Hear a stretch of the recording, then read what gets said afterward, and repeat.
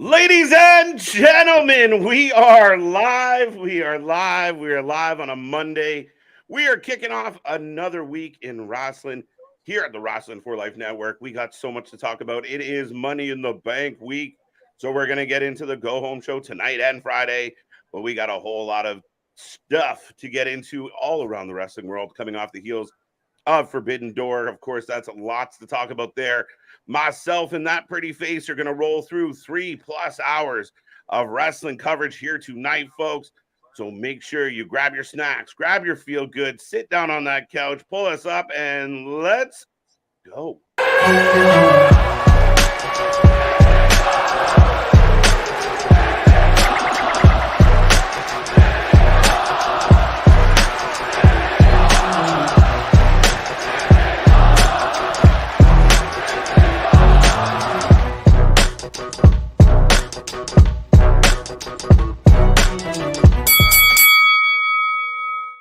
Ding, ding, ding. We are live. We are live. Like I said, folks, we are the Wrasslin for Life Network. We are your alternative commentary to all the wrestling. We are the ones that just cover more live bumps than anybody else out there. And we're back at it again, coming off the heels of a 6-hour Forbidden Door marathon stream. We are back for Raw, and it's going to be a fun one. Not a whole lot announced for tonight.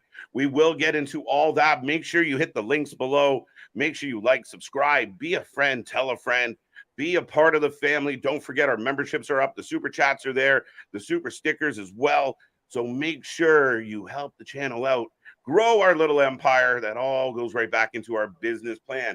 But with all that being said, I am Mr. Every Night KJ White, the Iron Man of YouTube, and Big Nick's gotcha. Ladies and gentlemen, boys and girls, children of all ages, the Wrestling for Life Network proudly brings to you its YouTube tag stream champions of the world, the Every Night Delight, KJ White. I'm Big Nick, and yes, oh baby, I like it raw. Yeah, baby, I like it raw. Yes, we went through Forbidden Door. We went through the Forbidden Door last night. Now we're back at it on the road to cashing in that Money in the Bank over in London. That's right. We get through that Forbidden Door. We survive it. I mean, not everybody came out the same way they went in, and we'll talk about that tonight here, Nick. But lots going on. I hope everybody who's tuned in already is having a wonderful kickoff to your week. You got Monday in the books, and we're back at it all week long. But I hope you're happy, healthy, and safe. Hope you're enjoying the night, and thank you for being here with us. We got lots to get into, like I said. And yes, I would call Forbidden Door a success for AEW last night. Absolutely, especially compared to what was Double or Nothing. I believe it was Revolution was before that. Revolution wasn't as bad. Double or Nothing was kind of taken as a fallback. Right. Forbidden Door was great, and like you said, not everybody left it the way they went in it. Yeah, Danielson now out 6 to 8 weeks with a broken arm. Yes, I mean, we did talk about that match not feeling what we expected. We thought it underachieved. We did notice that Daniel was favoring that arm. We didn't know if it was going to be a work or a shoot, but as it turns out, the man busted a wing. He's one wing down, and will be on the shelf for 6 to 8 weeks. It'll be interesting if this impacts their plans for Blood and Guts. What impacts will it have on Wembley, though there's plenty of time before Wembley. But yeah, sure enough, Daniel Bryan breaks his arm against Okada, and people are thrilled that he still managed to win. Yeah, that was still an impressive as hell feat. Granted, there, like you said, it wasn't. Ospreay and Omega clearly was the match of the night, bar none. I've heard some people go as far as saying, "Oh, it's the greatest match I've ever seen." I think that's very debatable, and a lot of people were talking about also even the bump that we saw in that match to where Omega took the Tiger Driver, and you even said it a bunch on the stream that it looked really scary. It looked like it could have been really bad. It really did, and I was really surprised today because usually it's a roll of bleeding hearts of like, oh well, if Stone Cold got dropped on his head and nobody cared. No, people cared, but I was really surprised with the amount of people, including wrestlers and former wrestlers, that have come out and said like, man, you guys gotta try and be smart about certain things. And again, if you're always trying to push the limits and always have to be so big and illustrious in what you're doing, then you run into that risk of serious injury. Kenny, I mean, it was a good spot. I mean, it was it looked like he slipped but he went down hard on the back of his head, man. There was no way around that, and you cringe at the thought of possibility. But that's the part that comes back to what comes around is all around when it comes to AEW especially, and even their world champion pointed it out of why are we taking all of these crazy bumps and everything like that. Mm-hmm. It's AEW has a history, and I'm not saying it's not a constant thing in pro wrestling as it is now, but AEW being in that limelight, I think that's even part of the backlash Kenny kind of got for that. Kenny and Will got for that spot, because outside of that match was fantastic, minus Callis with the screwdriver after he had already gotten thrown out. But that people are going to look up to that and want to try and copy that. And like you said, that's going to be the next step, that they have to try and outdo that spot and everything. And then it's going to get even worse, and you're going to get even riskier. Mm-hmm. No, and we've said it a lot. Like even with Sammy Guevara on Sunday, we saw a pretty botchy looking, he does the 450 from the top through Sting, who Sting looked like he had gotten fed up waiting and was getting up and took it in.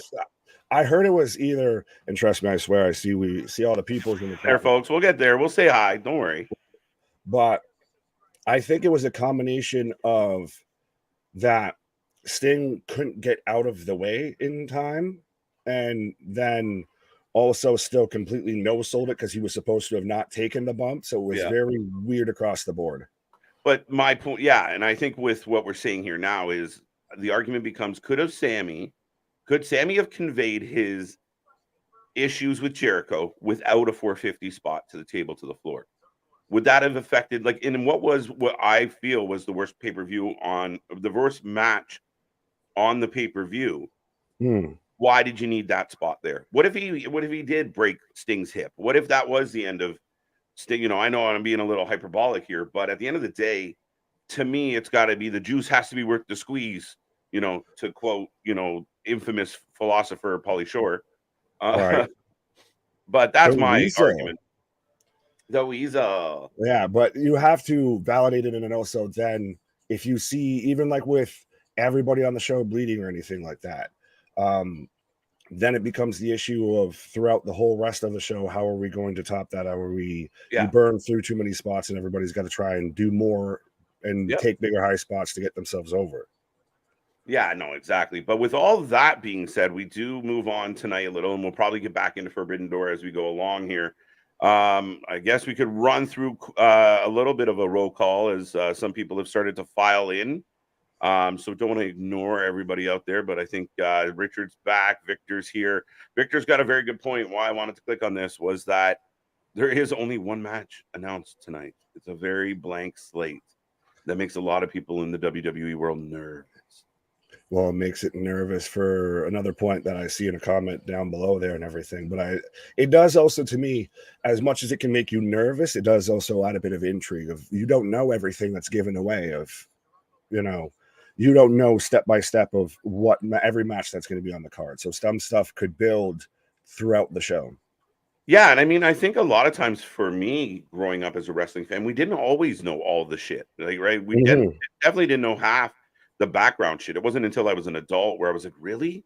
Those guys really hated each other? That was a shoot. That was a, I mean, it wasn't being a smart fan in that way for a long time. But you now get into this place of what kind of surprises? Maybe it's going to be a really good show because we don't know shit.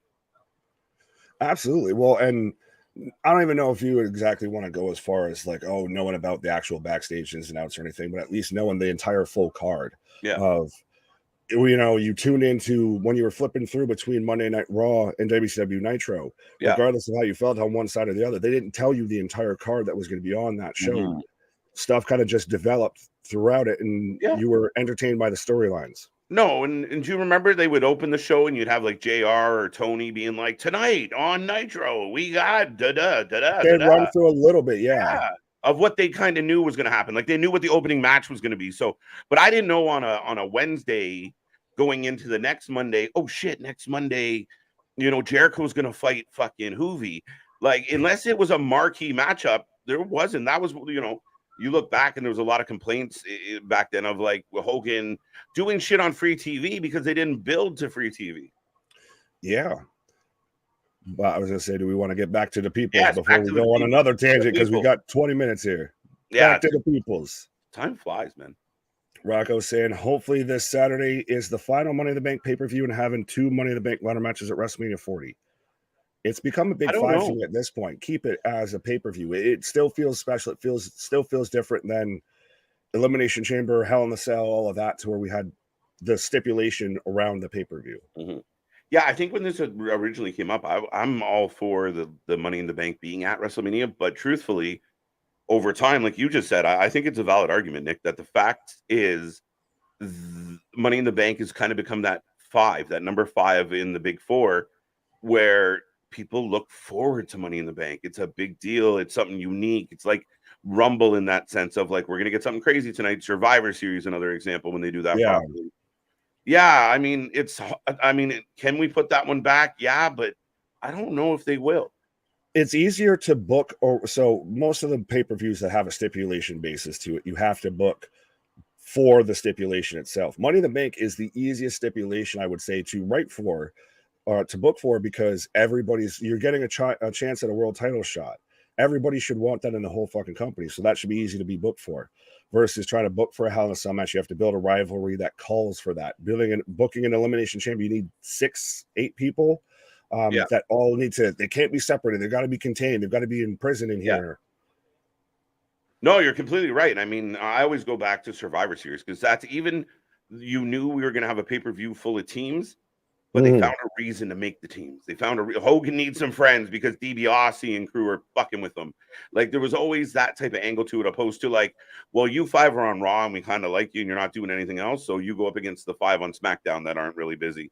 Like, yeah. I was about to ask you, it should go back. Booking that show should go back to the old way. It shouldn't just be this.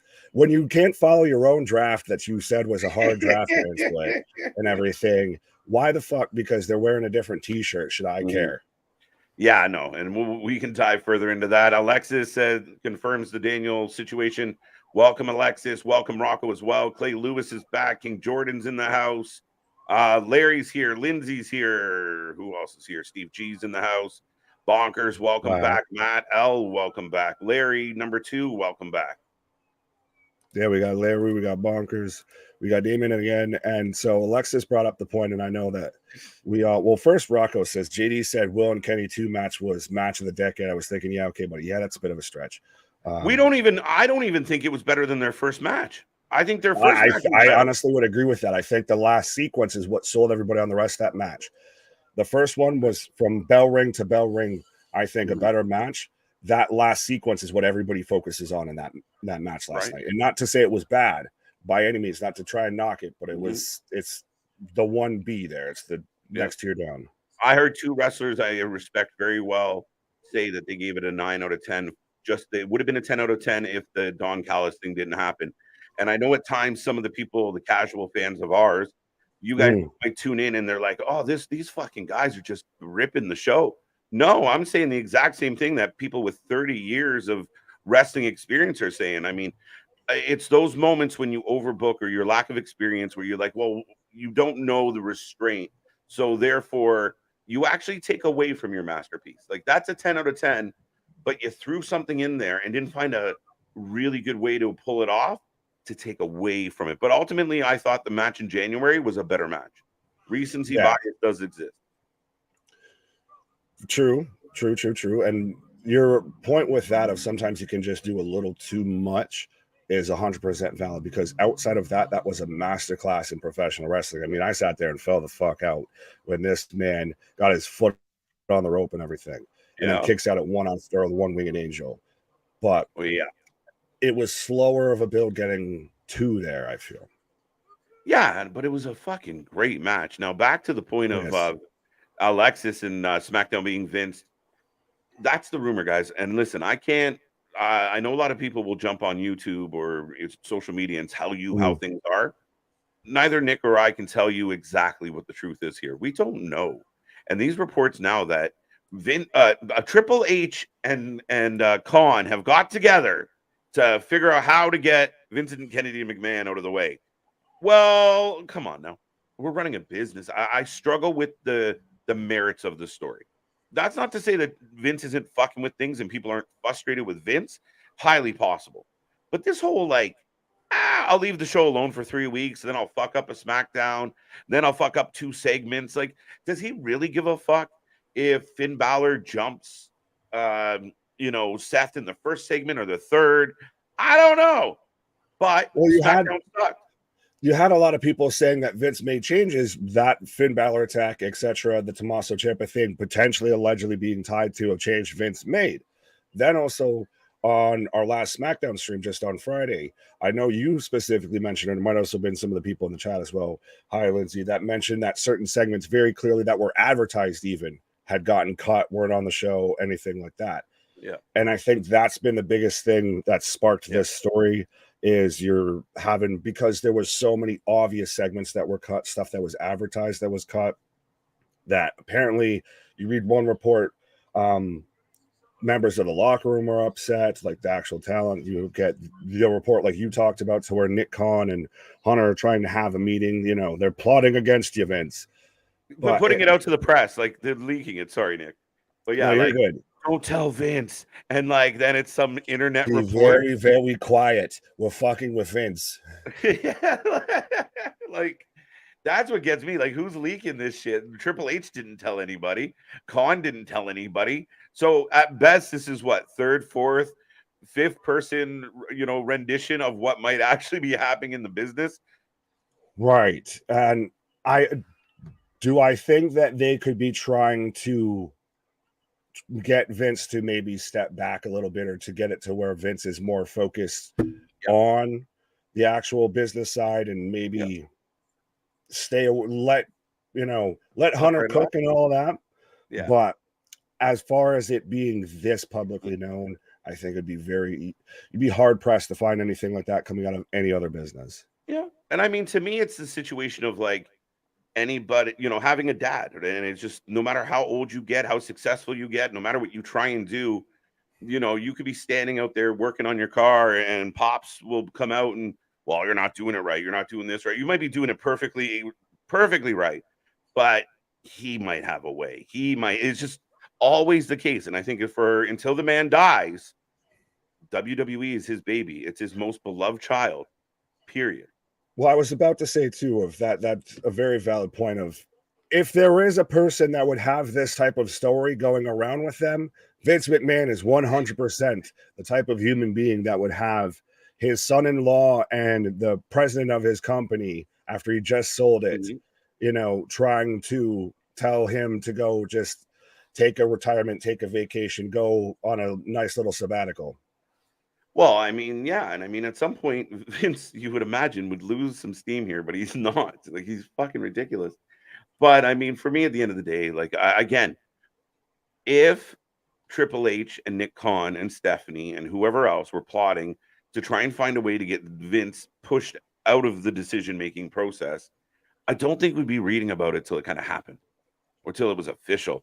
And part of me wonders how much of this shit is just a scapegoat of any time Triple H books a shitty SmackDown. The counter argument is, what happened to Bayley? Where did Bayley go? Yeah, it's one thing when you say that, and then it's another thing when stuff's been advertised, etc. Yeah. So that makes me feel like there's two different powers making decisions, right? If there's something advertised, well, we don't need to put that match in. Well, we already advertised it. I don't care. We can take that. But you're like, he just goes, fuck him. Right. But we're in this neat time where it doesn't matter what happens. Bayley could have sprained her ankle getting out of the shower for all we know, and needs a couple days off. And people are like, oh, there's Vince. Like, Vince was waiting there. He's become how everybody now with CM Punk, as he went through the 10 items or less line with 11 items. They've been seeing him backstage and catering, double dipping. That's, I feel, how Vince McMahon has a little bit become when it comes to WWE's backstage locker room. Anything that you could joke about, anything being bad, of anything that could ever happen is caused by this man. Yeah, I mean, he's the ultimate scapegoat. I mean, Triple H is in kind of a cushy position, because when something goes really right, everyone starts screaming his praise. Papa Paul at it again. There's Papa Paul at it again. And then we have a Friday like we had last Friday where it just shit the bed, and everyone's like, oh, fuck Vince. Right? It's the perfect scapegoat. He's got a built-in kid brother that you just blame all the shit on. Oh, absolutely. Absolutely. What's next? Vince is operating Raw. That's speculation. Now that would tie into the idea that this is the go-home show for Money in the Bank. The only thing I know is happening is Raquel Gonzalez, and we're having a women's summit of some kind. Because fuck, I guess we have a reason to break the brand split again. But it's the Women's Money in the Bank Summit. Yeah. But now, as we've got about 9 minutes floating along right now, and we've got so far about 18 people. So, folks, blow this chat up. We got about 9 minutes left before Monday Night Raw kicks off and all that. Right. But there's still the rumor, the speculation, the thought, the narrative going around that the once already destined to depart to All In Drew McIntyre is now very much more a bit back in play when it comes to WWE. If they were really going hard and wanting him for the Money in the Bank build up for at the show, at least everything of it came down to more of a creative thing versus a money thing. And so now it's been told that that's very much on the positive side. So do we maybe see Drew tonight? My humble opinion from day one on this was we're going to see Drew at Money in the Bank. And it might just be in a surprise form where holy fuck he's there and he's beating up a baby face, and who the fuck thought that was going to happen? Doesn't matter if he comes out bad, good, or indifferent. People are going to lose their mind in the UK for him. And I don't believe he's eyeballing a chance to go over and wrestle who? Who's he dying to get over? Danielson's gone. He'd be going back. He wrestles Claudio, maybe. Does he want to have a feud with Jericho? Do you put him with MJF? MJF would be interesting. Cole's got an illness. Do you put him with Kenny? That's the thing, is he stylistically, I don't know where he fits. Who's he going to fight? Who's he going to wrestle? Honestly, guys, if you're being realistic, we're going to sign Drew McIntyre. Well, he better be your world champion within 1 week of being in that company. And you better have some opponents that he can actually go with that matter. Right. So that's where I don't think Drew's going anywhere. I think we could get very much heel Drew McIntyre, and I think we've been calling this shot for a hot minute, I think at least since Night of Champions, to where you have Seth there celebrating, he's doing whatever. I don't even know if Seth has a match on the card. I can't remember. Money in the Bank? Yes. Yeah, Dom. No, Finn. That's Cody. Oh, Finn. Okay, Finn. It could be even very much after that of Seth goes over Finn, he's celebrating, we're panning out everything. Next thing you know, boom, Claymore. There's Drew McIntyre. Yeah, I'm waiting for it. I mean, it's the same thing kind of with Randy, where I'm just waiting for him to come, flying in off camera and just drill somebody with an RKO. I'm waiting for the same thing with Drew of there's going to be a moment where we're really caught up in some type of celebration and bang, Claymore kick.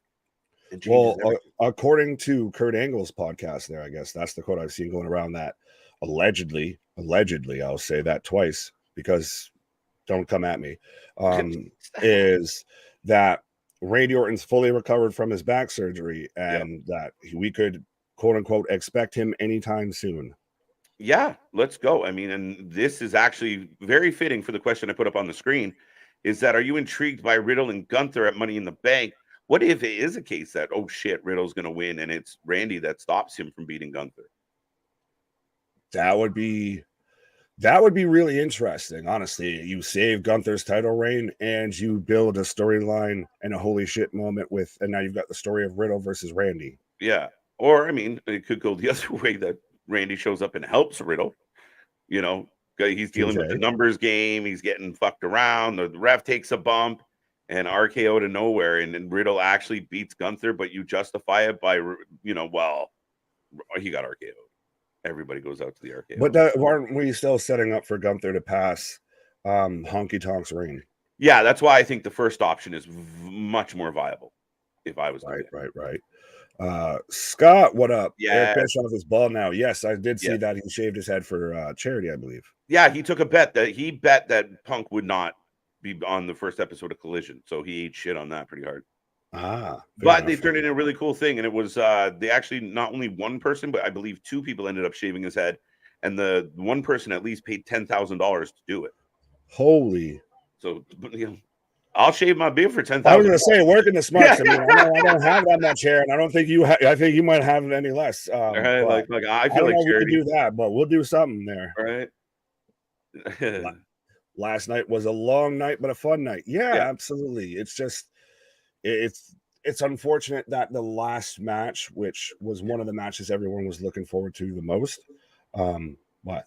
The last two suck. No, you wait until I get to my point, sir. I was Yes. saying that the Yeah. last match was kind of just hampered by it's the time constraints of that you would cross that threshold of burnt out audience. Yeah, and they had to fucking hit for the moon, and then the guy breaks his arm, and you're like, shit.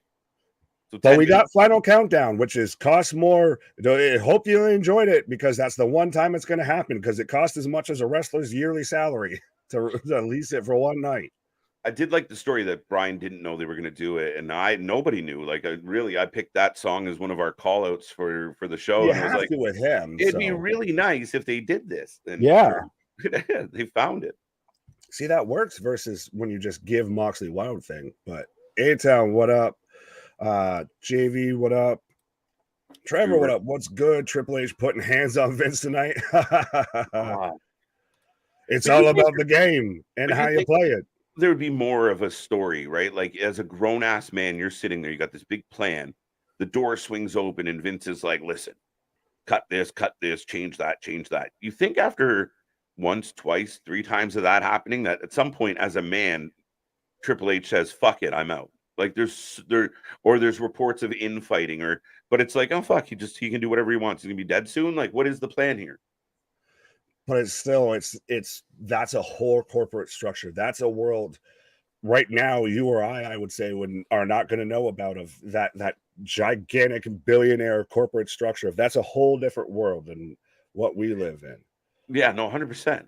I mean, it's just so out of my realm. Like, for all the business that I've been involved in, it just seems like business can't run this way, which, I mean, they can't. I get 100% what you're saying, and I guess I'm just trying to find something that works as a counterpoint. Right. Do you all see Logan Paul winning on Saturday? Yes. Oh, I got a point that way. That one. Do I want him to win off the top of my head? No, not really. There's a better option. Yeah, definitely a better option. And I love all the love that this guy is getting right now. Even a guy like Booker T coming out being like, strap a rocket to that man's back. The fact that they haven't done it yet blows my mind. But I think Logan Paul is going to win Money in the Bank, especially if Vince still has a big hand in creative and the direction of the company. Logan Paul is perfect for a Vince guy. I see you can very much validate it, but at the same time, there's this iceberg in there, and let me talk to you that he has to validate. You have to do something here. It's at this point, if you want to shut everybody up about Vince McMahon doing anything with creative, he goes over because he's a guy who got himself over naturally, and Vince wanted him as a manager, and that will shut a lot of people the fuck up about that. Yeah, no, I mean, you're right. I mean, it's the right decision for the company, for the product, for the episode, for the fans. I'm getting the violence warning that we get here. I'm getting the end of, I think, Chicago PD. Well, I'll put a plug in my Logan Paul point because I know it's going to come back up, but I still think he is the guy that's going to win it. We're going to get to some of your comments that are still rolling in, folks. If you are just tuning in, make sure you hit that like, subscribe. Big Nick over there, KJ over here. I just got Forever, so you can let me know when you get closer. I'll let you know when I get there. Gary, what up? Alexis, what up? Tell me when you see Forever. I will. I got then. But still waiting on the Forever. We are now. You should hit that like button now. I got Forever now. There we go.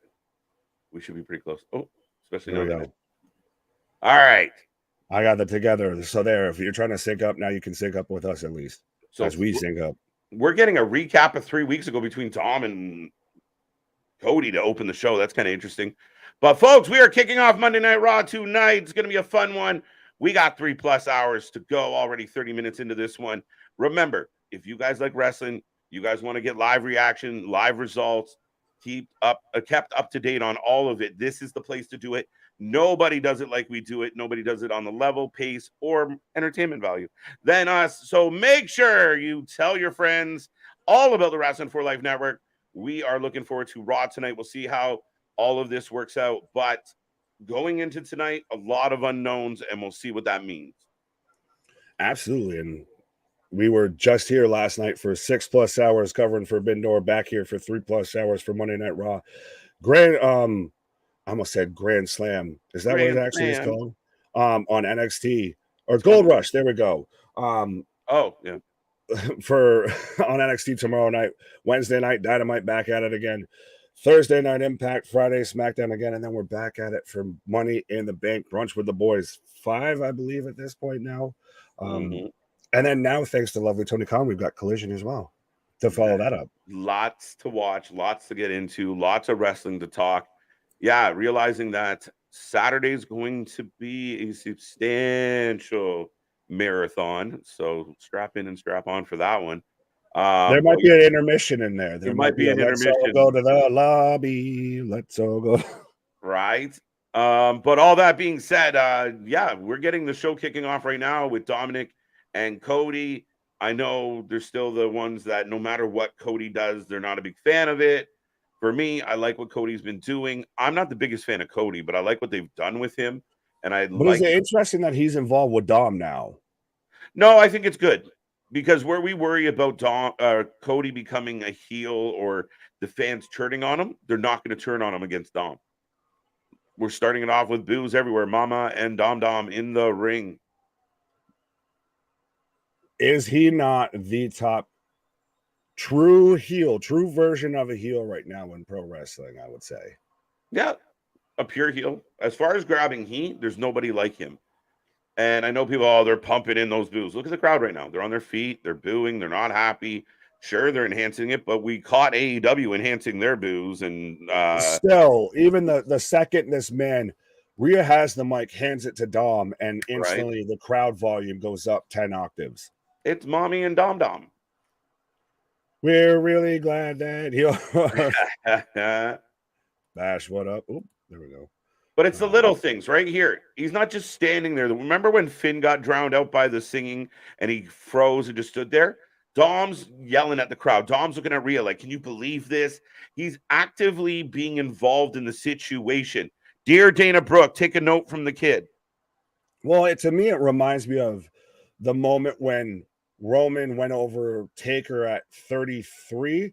Yeah. And then the next Monday night after that, it opened with about 3 minutes of him just getting nothing but boos. And all he did is sit there and got you eaten out of the palm of my hand. Even Rhea, this is the one time Rhea's actually getting boos. Oh, never mind. She's just catching the straight. She's catching the peripherals. Well, before they could get much out of their mouth, here comes something, Cody Rhodes. Adrenaline in my soul. And it's interesting how he's gone from Brock Lesnar to Dominic Mysterio. I think they're very much just letting Cody Rhodes saute right now. If they're just, we're not going to give you anything super hot right now, but we'll still keep you cooking and simmering on the back burner here. Cody should definitely be a heel, man. I'm sorry. Like that the minute he walked out of that smoke with that politician smile, I'm like, oh, this dude. But they love him. They love him, man. He's Steve Rogers. He's Captain America, 100%. Right. This Saturday afternoon. Oh, bro. What in the name of Paul McCartney was that? That's exactly what I was wondering. Right? But yeah, no, Cody's just funny, but he definitely looks like he's like walking out onto the stage for some type of convention, walking through the smoke and that big old smile of like the next candidate for blah, blah, blah. He's about to tell us about zoning laws and shit like that right now. This man's about to go through the fiscal budget for the greater Saskatchewan area.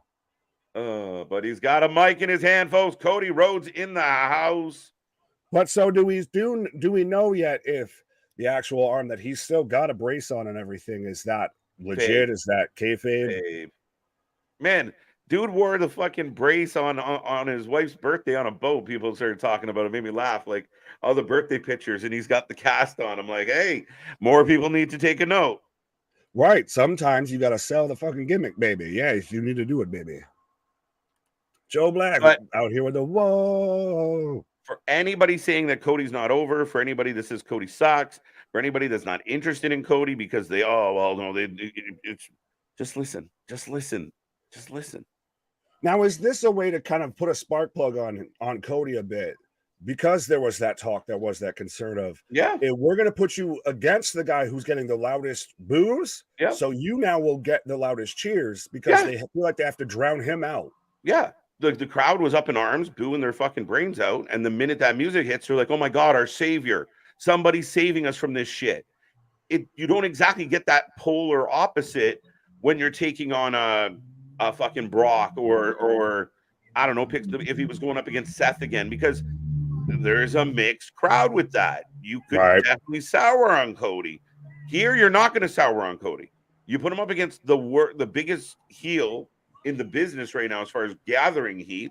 And this man can't even get the words at Money in the Bank. Can't even get 3 words out. He's having to speak through his interpreter right now of Rhea Ripley. Dom says they're literally booing Rhea even more because she's repeating what Dom said. Yeah, man. Fucking Paul Heyman heat right now. It's good. And again, this buys time because I still think we're getting Cody Brock part 3 at SummerSlam. So this is just, what do you do with Cody so he doesn't burn out, but you also don't put him in something where we get sick of him. You put him here. It's a big win. It's a punching up for Dom, who's going to probably take another loss and be okay with it. It's an elevation for Dom, and you stoke the flames. You keep the coals warm on Cody Rhodes, 100%. Right. What's up, Bash? How you doing? Victor, in case we haven't said it, Artist is back in the house. Aaron's here. Hold on, I'm trying to read some of these motherfuckers. Well, yeah, read away. You're good. AB Jobson's here. Yeah, we got a lot of new names in the chat. There you go. The TLD, Cody said he will run for political office after he returns. Yeah, he'd be perfect. Out shaking babies and kissing hands. Right. I tried to come back. All right, take the alley. I thought you were going to correct me. Too hot. Just gotta let that go out of bounds, boy. But yeah, no, he definitely gives you that. Like, could you not see him in some fucking political ad of like, are you tired of paying too high of taxes? Right. Come on down to Cody Rhodes Auto Sales Parts, baby. Wow, Cody demanding that he wants to fight now. I'm Dom heading back. Stop. Shit. Oh no, he's not going to do it. I don't know. Jail changes a man. Well, live to fight another day, my guy. Did he just say this and like literally just mouth it and then just walk off? I'm not good at lip reading, but goddamn. Whoa. I thought he literally just jumped into Rhea's arms because he put his arm over her shoulder. And I thought she was just carrying him off. Oh. Man down. Man down. I was literally stole my words. Am I sound like, did I just screw up my microphone altogether? No, you're good. All right, good. Cody's still got a microphone, but A-Town out here saying Brunch with the Boys 5 this Saturday. Can you believe it? Major shout out to this channel. Well, major shout out to you and everybody that's tuned in, because like we said, we're started from humble beginnings, still barely over a year and a half now at this point old. Nothing but a channel for fans, by fans, all of that. And now we got the Tiki Talkies, we got the Twitters, we got the Instagrams, we got the YouTube channel, we got the Spotifys, we got the memberships, we got the merch stores, we got anything and everything for your pro wrestling needs. But right, and there's still big things popping, little things stopping up, but some season never sleeps. Yeah. I think we're exactly 16. That sounds so stupid to say it like that. But you sound like a child, like a parent that doesn't want to admit that their child's over a year old. Yeah, he's 37 months. What? Right. What? He's 175 months. No, we'll hit 16 months July 2nd. So we're at the end of the week is a mini. Literally at the mid-year awards. Right. We will hit mid-year. Quarter year and a half ish for us. Yeah, There we we're go. getting Something. there. I was trying to sell it. Do you think Dustin will be back in WWE before Cody wins the title?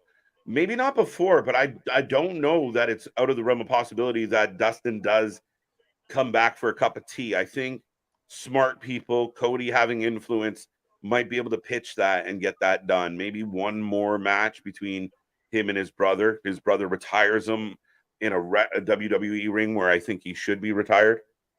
Yeah, that would be fantastic. But I feel like I like this is we got a replay of Nakamura, Bronson Reed, and all of that from last week. Joe Black saying Cody is like his brother. Gold. Yes. Go. Artist, what up? Hey, all right. Been time to hate Cody as man. As artist just hating Cody just because. I've got Nakamura coming out right now. Who you got? I got Nakamura coming out. He's taking. I don't know why we're getting Nakamura and Bronson again. Like, are we have nobody else, guys? I think they're still trying to. Well, because now I'm trying to remember the men's Money in the Bank contestants outside of LA Knight and Logan Paul. Nakamura. Ricochet. Butch. Pete Dunne. Is Bronson Reed in there, or is it AJ Styles? No, AJ Styles is not in. It's Bronson Reed. Oh, so then that's exactly why we're there. Yeah, gotcha. King of Dominance. No, we're getting Nakamura versus Ricochet. I'm fine with that. Okay, that's better. Okay, thank you, Victor. Thank you. My bad. I thought somebody said Bronson Reed, and I was like, that doesn't make any sense. No, I just got the visual for it. I'm like, I'm here for that match 100%. Yeah, thanks, Ben. There you go. Fans are on it. Everybody's just letting you know if like you're wrong, sir. You're wrong. Ooh. Won't tell us when we're right, but you 100% make sure to fucking let us know when we're wrong. The king of sellout style. Oof. Are you asking that? Is this Jeopardy or like, who is so and so? Because I could come up with a couple answers here, Alex.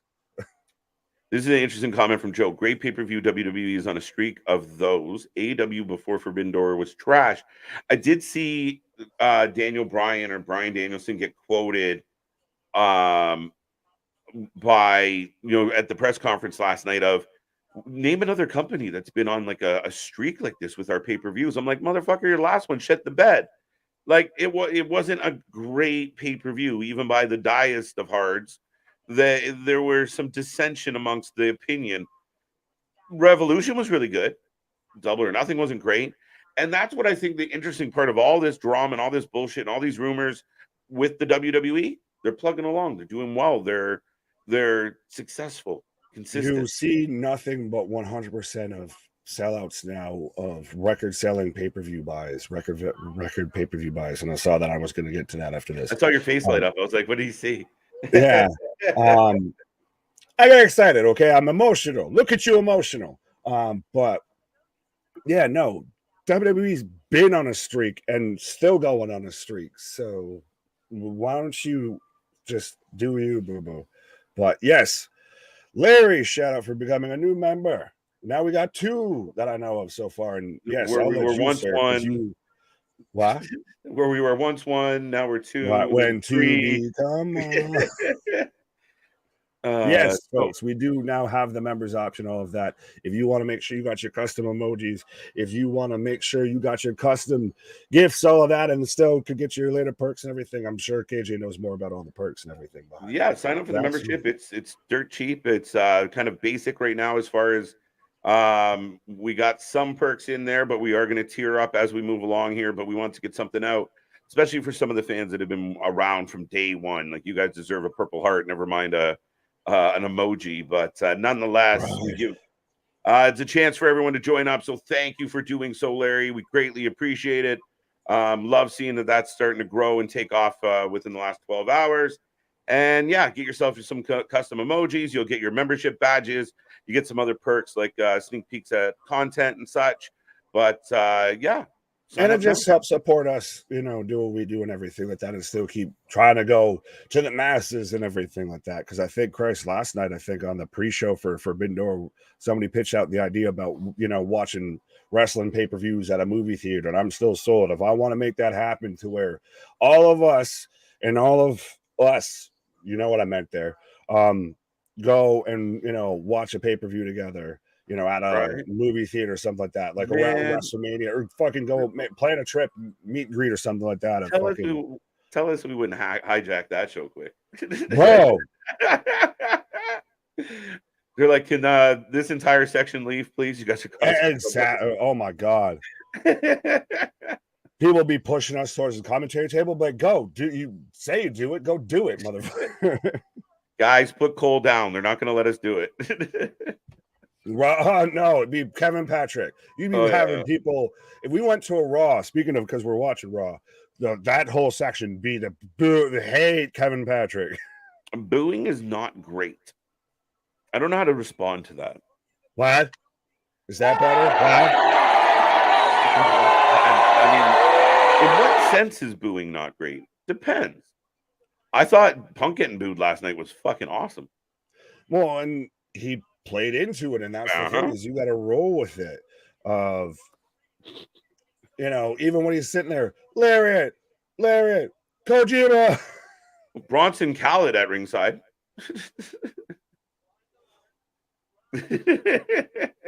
Vic, double or nothing stunk. Fair enough, got that. Oh, and Bronson Reed looks like a. Hey, if the bloodline's falling apart, I'm telling you, put him in. And you need some heavies, literally and figuratively, some bodyguards right around Roman Reigns. I might see a guy right there. He might be on the different show, but I see a guy. Listen, man, maybe it's, you know, in 2023, it's not appropriate to just lump him in, but I mean, he fits the bill. Let's go. Right.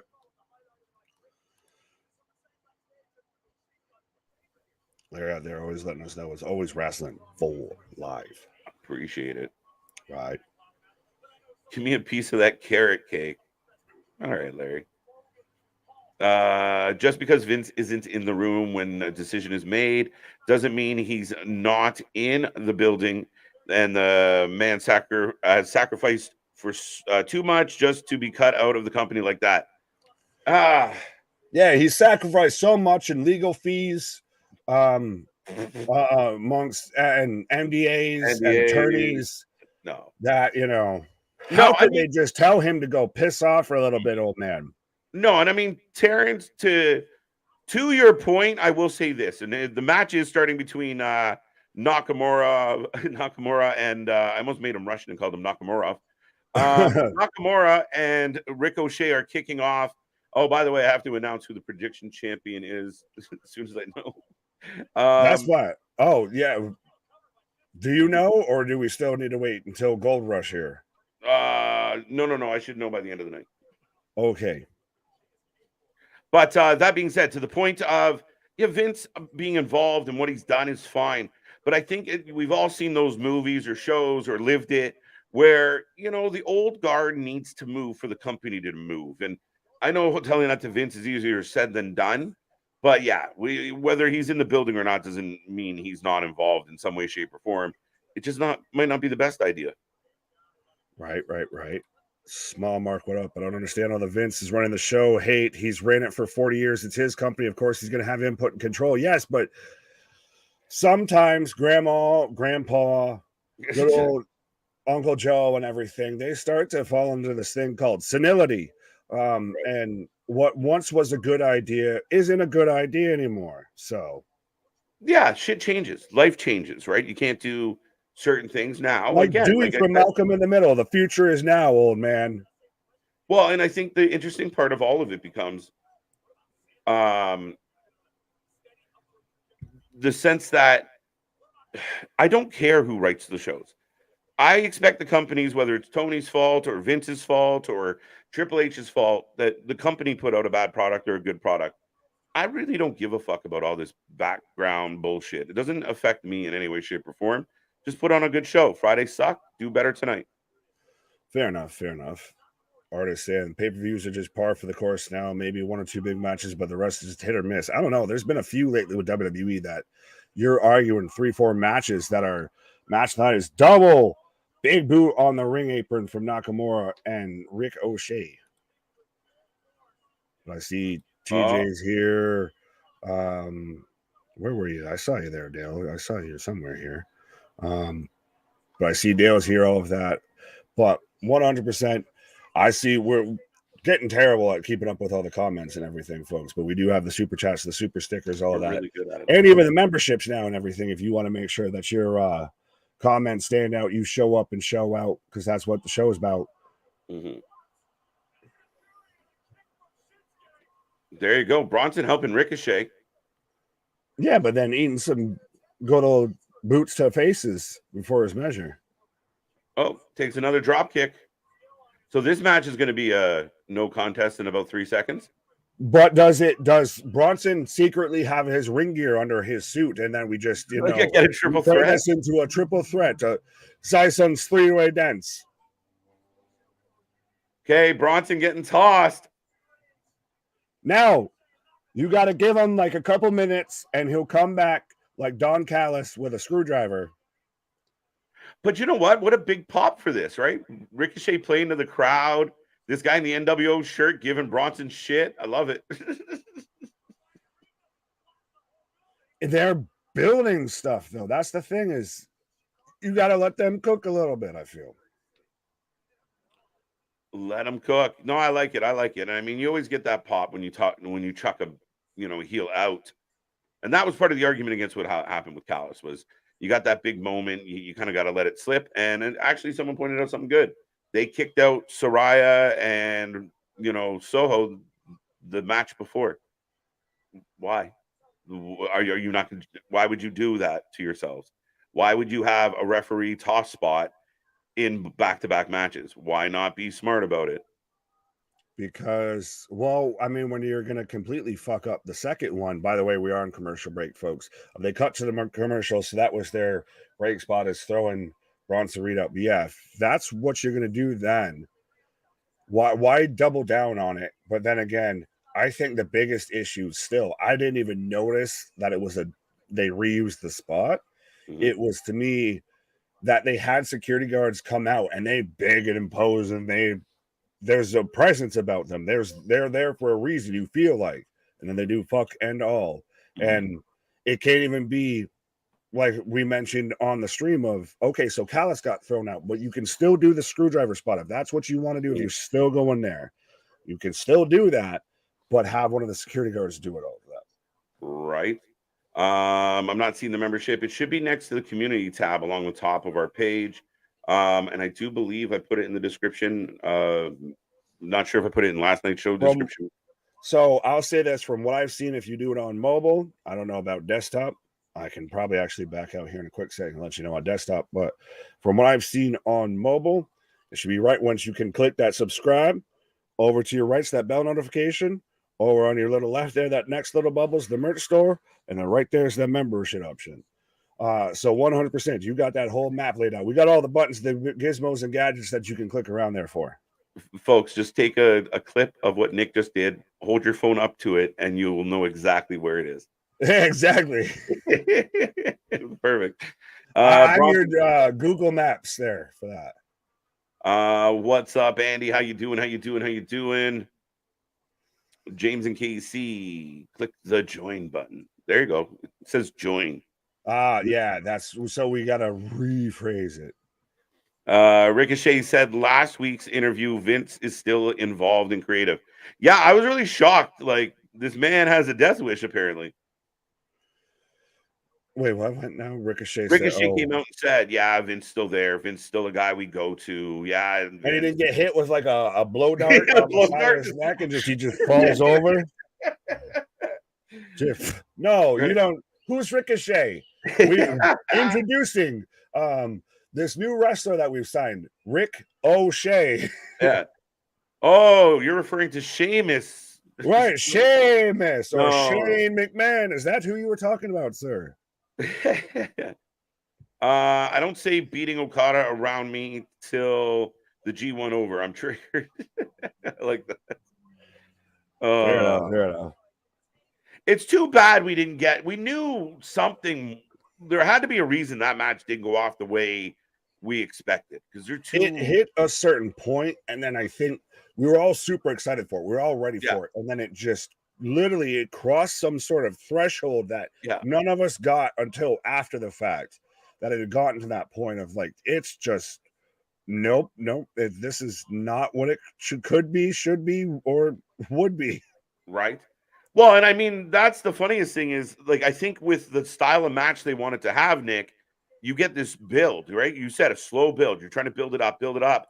And before you get that, where you turn the corner and you put your foot down on the gas, with 10 minutes to go, man broke his arm. Like, so unfortunately, very bad timing on that break, because, and that sounds terrible, but if he had turned the corner and we got that uptick in the action and they're going back and forth, and then he broke his arm, then we maybe had 3 minutes of shit.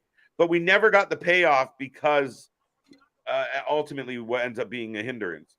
Yeah, 100%. Standing shooting star press, but yeah, so kick out for Nakamura, but understand that match just hit a air out of the balloon moment.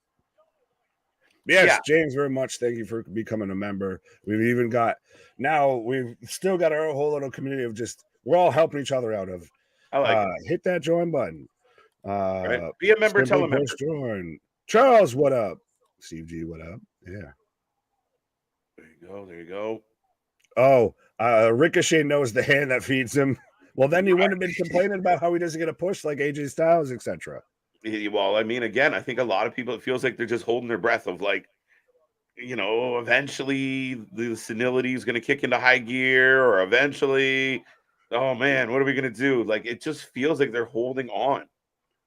Yeah, do they know he's not got much time left amongst the living? Yeah. Victor misses. Victor said, recoil. Let you know on the mobile. Misses the Kinshasa. Are you behind me? Did you just get the recoil? So by a hair. I just got the 2 count right now. Okay. 2 count for Ricochet, folks. Yeah, so like if you pause for a half a second, you should be good. There we go. Kevin, what up?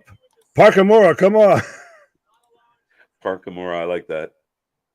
Any news on Adam Cole? No update. Not that I've read. The most that I have seen was, or read, I should say, not seen, was that he showed up to the arena with a fever, and just for more, I guess, allegedly precautionary measures, they sent him home and everything, versus risking other people getting sick. That's the most that's come out right now. I don't know if because of the fever they thought it was something else. I guess allegedly Tony thought it was just the flu, but I mean, again, MJ had the flu game, but right, I can't really talk too much on what their protocols are. Listen, he missed a match with Dave Lawler. Tom Lawler. Tom Lawler. I keep calling him Dave. I don't even know who Dave Lawler is off the top of my head.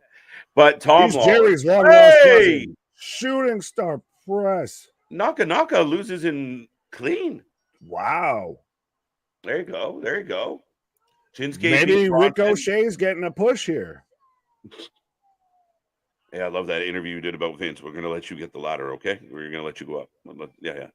No, they're gonna let him go up and then just rip his fucking heart out. Right. He might be getting a push still after this, because I mean, Braun's out for a hot minute. So yeah, and I don't mind it. Like, I like that match. Like, it was.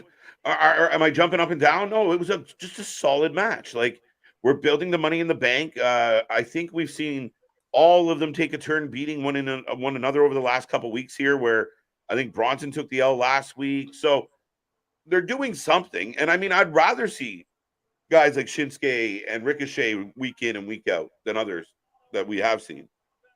Right. He had a fever, was sent home on protocol. So see, small mark, I guess, back in what I was saying there. Mm-hmm. So yeah, and I mean, you're running a business. That's smart.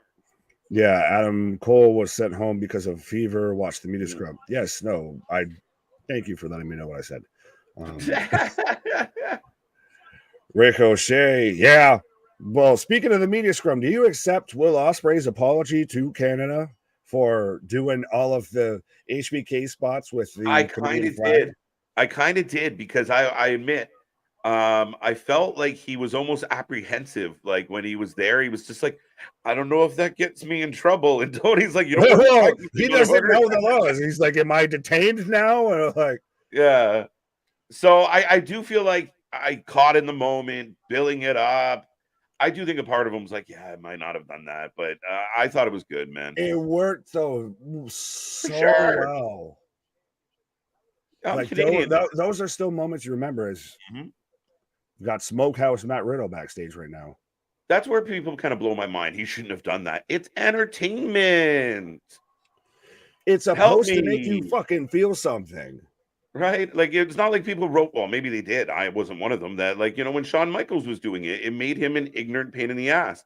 And the Canadians hated him for it. That's what's supposed to happen. That's what they're fucking supposed to do. Like, I'm sorry. Do you go to a fucking movie and just get pissed off because there's the villain? Like, how were you sitting there losing your mind because of Thanos?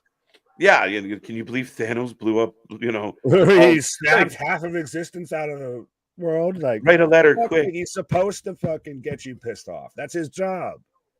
Definitely hit the sliced bread. Oh. Ludwig giving Riddle a bit of a hard time. I like that Imperium t-shirt, man. Oh, newsflash! Wait, what the Andy, fuck? what up? Oh!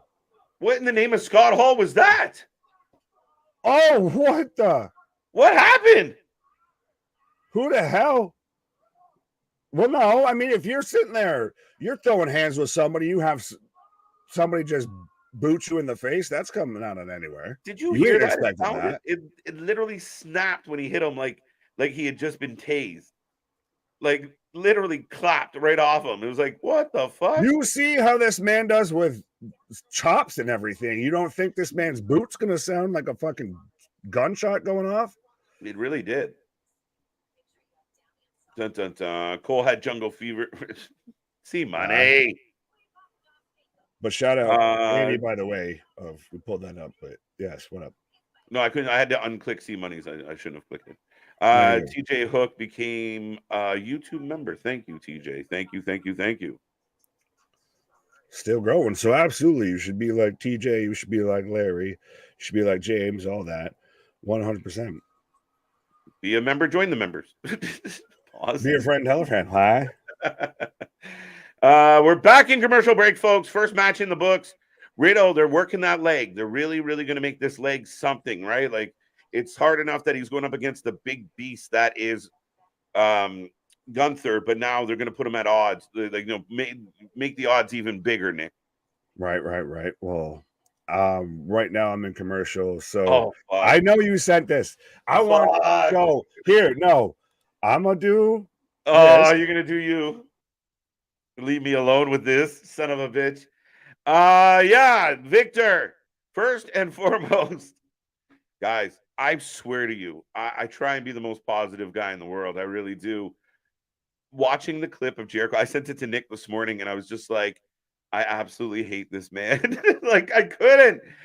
Listen, we've seen MJF go off in a couple press conferences. Of course, we saw what Punk did. Again, Jericho comes stomping in the room, and it just seems like horrible acting. He batted a fucking water bottle off one of the reporters, quote unquote. And yeah, apparently he's demanding a match for Wednesday, and I think he got it. So, my God, it's just Jericho. I want somebody to do something for me. And if anyone else thinks I'm lying, go look through the record of Jericho's losses. And you tell me one time that he took a loss where by the end of the night he hadn't done something to try and outshadow the loss. Even when he lost blood and guts and it was all about him going through and taking that big butt. I'm just like Mick Foley now. No, you're not. Shut the fuck up. It's bad. It was bad. It looked embarrassing. It looked like your drunk dad stormed in the house at 1:30 in the morning and started like fucking around with the kids. Like he was just acting a fool. Like it wasn't believable. It didn't resonate. It sucked. It sucked. He was better off coming up for his portion of the scrum and going and demanding. Looking at Tony, putting Tony on the spot. But what they ended up doing sucked. Sucked. Everything with Jericho sucks. Jericho successfully had the worst 2 matches in the last 2 pay-per-views. Like he successfully has pulled up the bottom end of the fucking rung 2 pay-per-views in a row. Like what is he doing? Why? But I got nothing good. I got nothing good from that. But yeah, breaking news. Thank you. I'm getting a replay right now of and I'm out too. Roman returns this Friday. Riddle always getting beat up backstage. He legitimately is. Like that's art imitating life. Gunther versus Riddle, Money in the Bank. Let's go. Yeah, I think it's going to be good. I'm okay with this booking. I'm okay with this angle. I like that they've built it over quite a while. So yeah, let's go. I'm okay. Dom talking to Pierce. Dom demanding a match.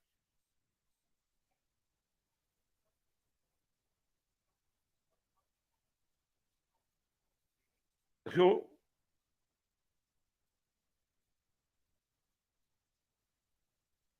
Dom is. Oh. All right. Dom and giving Pierce a hard time. Wait, what? Wait, Pierce is giving him a match, but Pierce doesn't know who he's going to fight?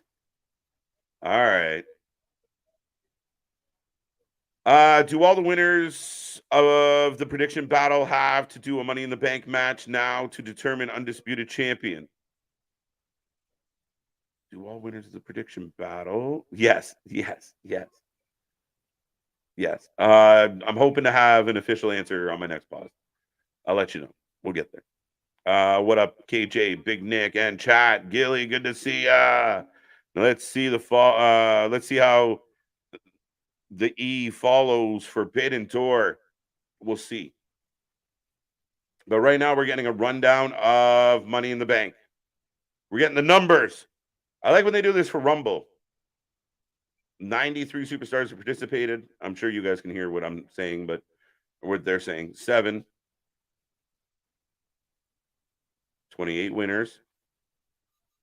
Remember when Brock won it?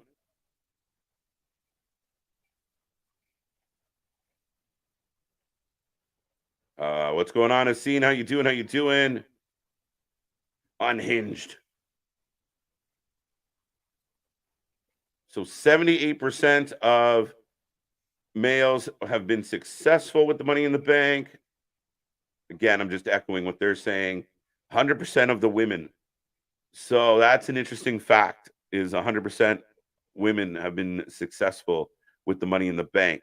So does that potentially mean there could be an unsuccessful cash-in?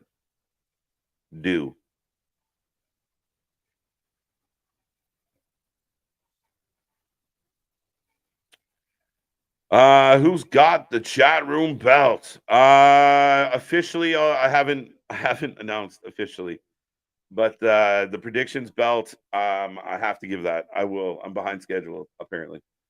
I know it's not Boston, so I got to change that. I just noticed on the overlay, like fuck. But yeah, I think there was a tie between 3 people, and I just have to figure out which one got in first. Would you rather have seen Jericho every week or Jeff Jarrett? Oh, Keyshawn, you evil fuck. Jeff Jarrett. Oh, no. See, that's so painful. Yeah, Jeff Jarrett, I think at this point annoys me less. That's a terrible question, Keyshawn. I'm mad at you. I almost want to put you in timeout. Oh, we're getting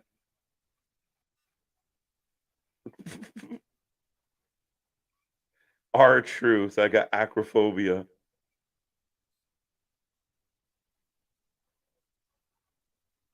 Not down. Oh, Shelton taking a bump. KO taking a bump. One of a kind.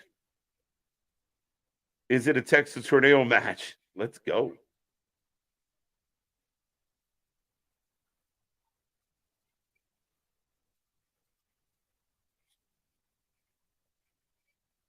So Kane holds a record for a 50-minute cash in. Carmella went for forever.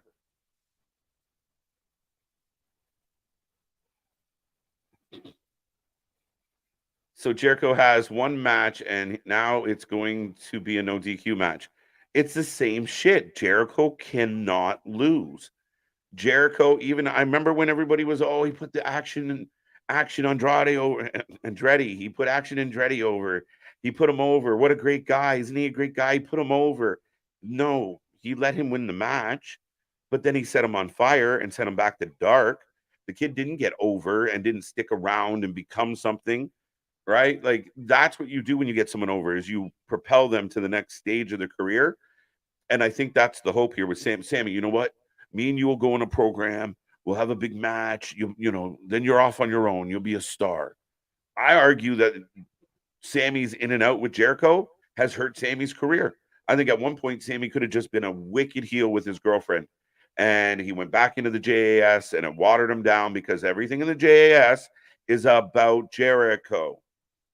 So, yeah, I got a lot of issue with Jericho, how he's used, how he's booked. And then it's sickening to me to watch him do these fucking matches that are horrendous. And then just the blinder people who just don't see it. Oh, Chris, that was so good. That was such a good match.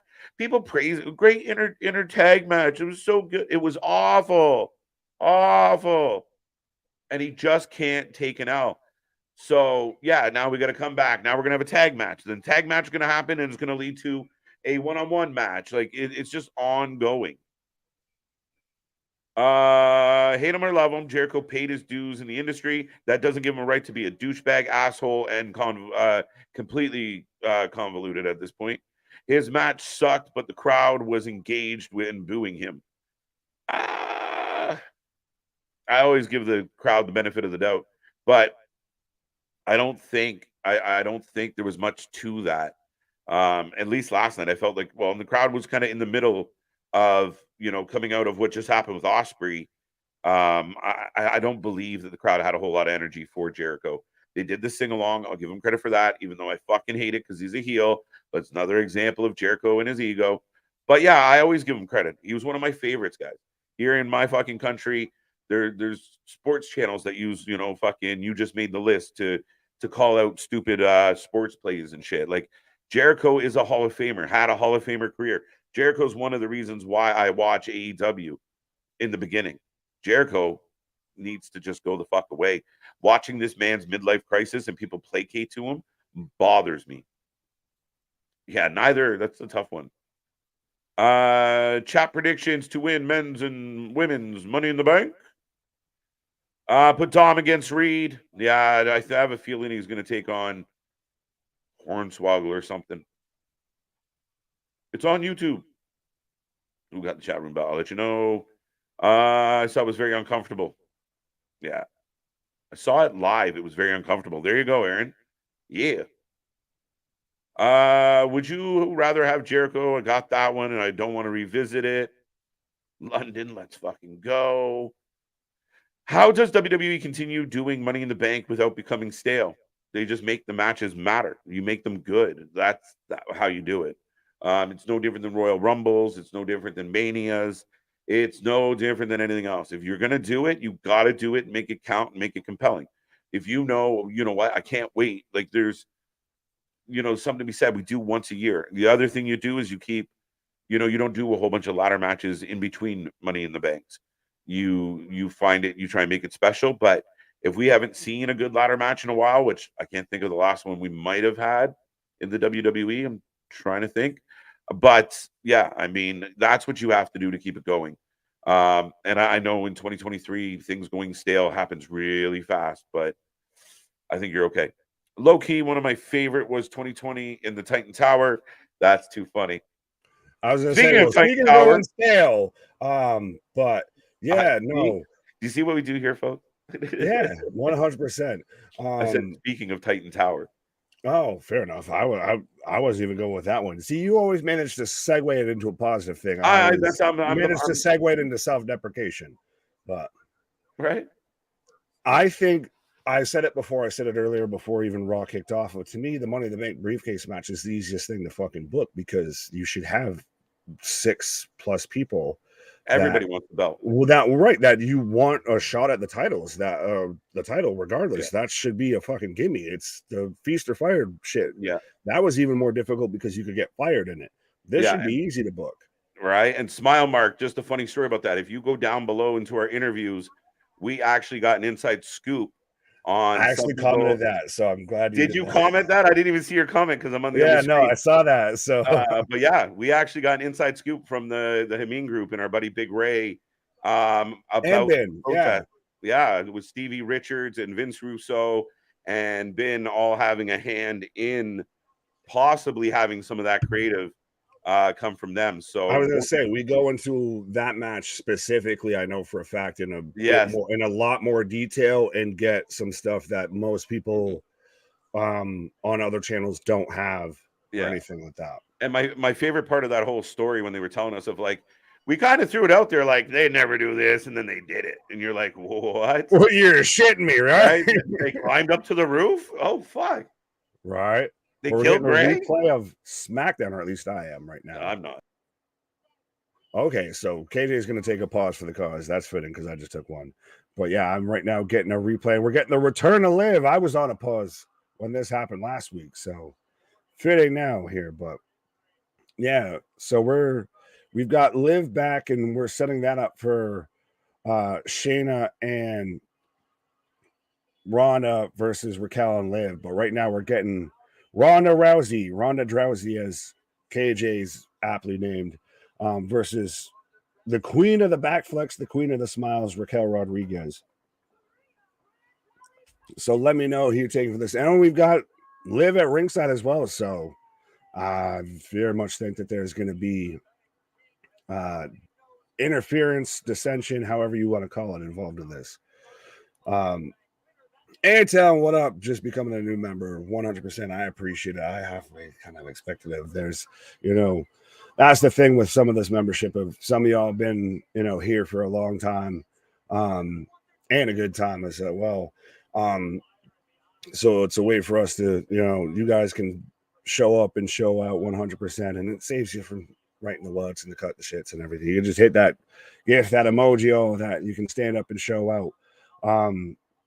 Absolutely, I appreciate my dude. You and Clay are gonna have to let me know because you two are going at it with the men's, or is it the men's? I just know it's College Baseball World Series. I believe is going on right now between Florida and LSU. But I've got Ronda and Raquel right now.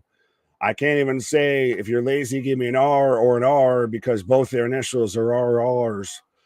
I found it. I sounded terrible saying that, but let me know whether you're taking Raquel or Ronda right now in this match. Almost there, 800. What? Fair enough. Shout out AMC. What up, my guy? Appreciate you. Even though you just always like to just say hi to KJ, but you can have that. And even what I'm mad at. Legs, and more legs. What? Now you're just making me hungry for like fucking chicken wings and shit. That's just me being husky and on the vitamins. I've got Raquel goes for a running power slam right now, but Ronda defends it. Vance taking Ronda for the win. Damien taking Ronda for the win. James saying no contest, DQ. Larry shouting out A-Town, what up? Aaron's taking Raquel for the win. Dale's taking Raquel for the win. I'm still missing people. How many times will Ronda fix her shorts? Oh, C Money, where are you? Because I know you watch the same type of stuff that I watch and everything. I need you to be my Ronda Rousey jock swatch. And for those who don't know, I guess it's an OSW thing of go and shout them out, by the way, if you want to watch people review old school wrestling, which we might still do. But yeah, they do have a whole gimmick to where they count how many times a wrestler adjusts their ring gear in the matches. I've got Liv jumping off the steps and taking out Shayna as Ronda's going for almost a kind of a grapevine armbar, and she rolls it into a pin. What the that was sloppy. Right? Yeah, that's 100% what that was. It's just what? Why did that happen? Why was that a thing?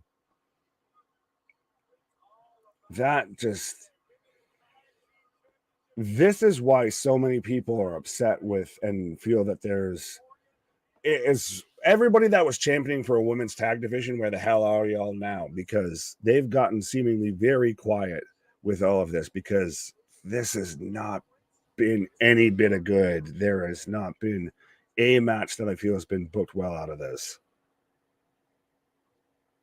As we've got a backstage vignette with Finn right now.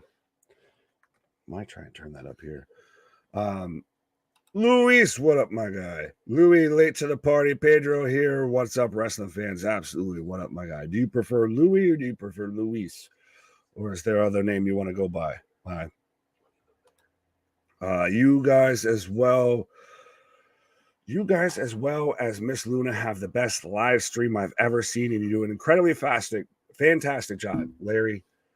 I appreciate that. I know, trust me, I will star that so when KJ comes back and everything, you can see that as well. But no, 100% of this is nothing but a labor of love, of 100% of we appreciate everybody that's here, whether you've been here for a hot minute, whether you've been here brand new, whether you've been here a long time, anything like that. I feel at times, and I joke of this is literally what we'd be doing if we just happen to turn the cameras on and everything. But absolutely, we just try and want to do that. We want to give you the best that we can. So 100%, and you guys give us nothing back but the best you guys do in return. Literally got me emotional. I'm all thrown off with my words, and that's normally hard to do. So I'll give you credit on that, Larry, but you can have that. I won't even say that ain't what I'm mad at. I'm thinking Owen Hart winner will be Ricky Starks and Sky Blue. Not a bad shout. Not a bad show. But I've still got Finn right now building up the match between him and Seth. This isn't bad at all. They've really quietly done a real good job at building people up. That's the thing, is you don't, because not everybody's, on every Twitter headline, because, you don't have, sing-alongs or anything like that. They've really done a real good job of building people up. Let's look at Carmelo Hayes. Let's look at Braun Breaker. Let's look at Tiffany Stratton. Let's look at Finn Balor right now with this. Let's look at Damian Priest. Granted, it's low-hanging fruit to mention what they've done with the Usos. But absolutely, 100% of they've quietly really added depth and added storyline to everything and anything. And some other companies, I won't say names, but they also have a W in their name, might be lacking on a bit of that. And then we instantly cut to Seth looking like, goddamn, if Ray Charles, was about to go and perform for the Chicago Bulls, I feel a little bit. Well, we're about to go into commercial break because I've got Seth Rollins walking backstage right now. But Kevin, what up? Bash, what up? Jordan, what up? I can't remember if it was you or if it was King Jordan, but I know there was one of the Jordans in the chat that was having a birthday today. So 100% shout out to you if you're here tuning in, even if you're not in the chat, 100% if you got a birthday going on. But I got an advertisement for tomorrow night, which will be here 100% for NXT Gold Rush, to where you get to see my girl, the Tiffany Epiphany, take on Thea Hale defending the NXT Women's Championship. You got Baron Corbin versus Carmelo Hayes for the NXT Championship, and you've also got the NXT Tag Team Championships being defended between Gallus and, we call them halfway, or especially KJ, social gathering of Idris and Ofe and Malik Blade. So 100% nobody covers pro wrestling like we do. You've already seen everybody out here. If you just tuned in, you've seen everybody saying that we nothing but a channel for fans, by fans, all of that. Nobody does what we do, often imitated, never replicated, never duplicated, 100%. But yeah, I'm in commercial break right now. Of course, I'm getting a fucking commercial for Golden Crowd, making my fat ass hungry. But hey, bud, how you doing this Monday night? C Money, what up, my guy? So yeah, so C Money, I need you. I don't know if you heard me before, but I need a Jock Swatch update on how many times Ronda Rousey adjusted her gear during that match there. Kevin answering C Money.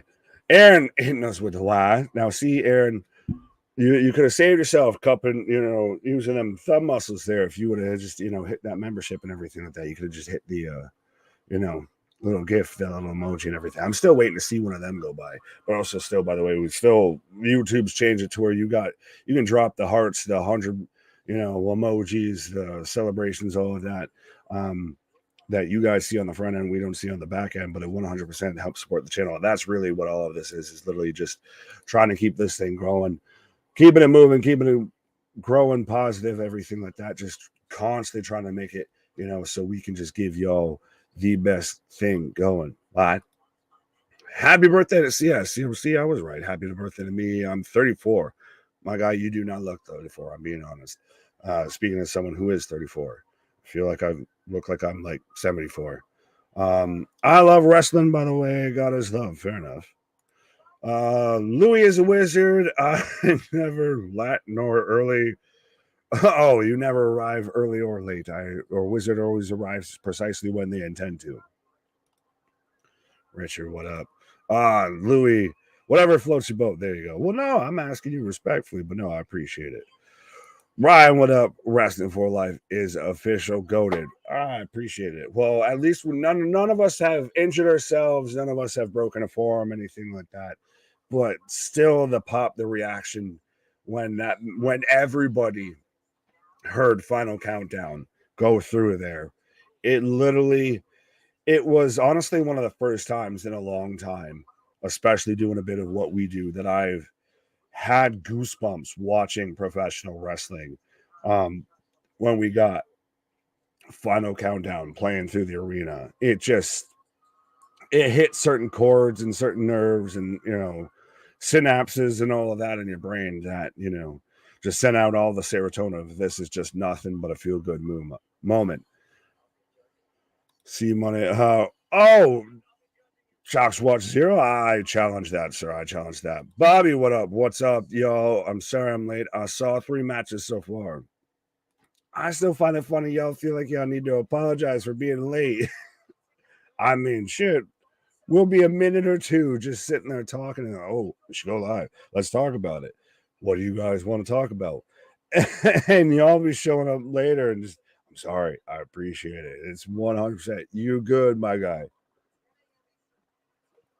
But I'm getting an advertisement for Payback right now. And I think that's one of the ones that I've seen floating around online that people are talking about.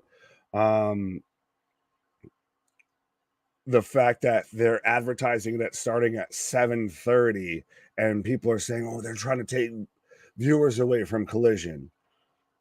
Bro, that ain't even on their radar. That they are very much 100% looking at that regardless of how you feel about all the Vince stories, when it comes to dealing with Collision on a Saturday night when they've got Money in the Bank happening at 2 o'clock. Well, I know we'll be here at, I believe, 2 o'clock. I think the show might start at 3 o'clock. But when you've got all of that, you've got Payback coming up, you've got Fastlane coming up. They're really just looking at it like, you can have that. That ain't even what I'm mad at. They just really know there's levels to this shit. But speaking of levels to this shit, what? Alexa saying, let me acknowledge KJ, Nick, and Miss Luna. Thank you. Well, we appreciate you 100%. Like I said, we appreciate everybody that shows up here, that shows up and shows out, because that's what the show is about. And trust me, we know that there's still plenty of people, that are watching that, don't drop a comment and everything, which still, don't be shy. I'm a nice guy. We're nice peoples around here, but absolutely still 100% appreciate everything and anything, as I feel like I'm committing sacrilege here. I'm talking through them just singing for Seth Rollins. This man hasn't even moved since he's walked into the ring. He is such the Rock to Roman's Austin, the Shawn to Roman's Brett. I feel a little bit of the 1A to the 1B a bit at this point. And that's not downplaying anything that Roman has done. That is fully giving credit to everything Seth has done. This guy went from, it was a laughing stock. We joked about, how can you take this guy seriously? All he does is just laugh and come out of goofy outfits. And through by hook or by crook, through him, what he does in the ring, this man sat there and took 3 L's straight in a row to Cody Rhodes. And the crowd's going right along with him with Monday Night Rollins. He's a special talent. And I'll stop waxing poetic here. We got a special guest in the arena. Heather, what up? Whoa, I apologize to any chats that I missed, but we do also, like I said, we got the memberships now, so you can show up and show up. We also got the super chats, the super stickers, everything like that if you want to help support the channel, all that. I'm watching WWE with you fellows and DVR in Collision. Well, don't worry, Gilly. When you go back and you rewatch Collision, you can still just put them on mute and just watch us run along with it. And hey, Carmella's in the front row here. There's been a lot of talk that this might be, as we're getting an NXT champ, but there's been a lot of talk that Carmelo might be quickly bound for NXT, and that's why you've had some people predict that maybe Baron Corbin wins the title and we just jump Carmelo up to the main roster, as he's getting some love from Seth Rollins here. Where KJ at? KJ's right now taking a pause for the cause right now. Why? KJ White, Big Nick, your YouTube channel is a fantastic job. Thank you. We appreciate it 100%. Like I said, if I don't want to keep, waxing poetic of speaking on, taking all the goodwill here, of save some of that for when, my bearded brother in crime comes back and everything. I hate thunderstorms. And the thunder rolls and the lightning strikes. Dun, dun. I don't know why I went into Garth Brooks there, but anyways. Nick, KJ, I'll acknowledge YouTube, but not Roman Reigns, and I never will. Well, Bobby, I appreciate this. At least that lets us know that we are the tribal chief above Roman Reigns, so that you will acknowledge your tribal your tribal stream champs, lad. But Seth out here cutting a promo right now. Do you think Melo will win the belt from Seth? Is this why they keep showcasing him with Seth? No, I think it's more of to help when Carmelo does show up. If you could have a match, and even if he loses it, if it's one of those, a bit of that passing the torch of, hey, kid, you almost got one over on me, but you didn't quite get me this time. It's not a complete transition. We move from one thing to the other, but it still could be one of those of, you get a little bit of the rub, you get a little bit of the shine from me.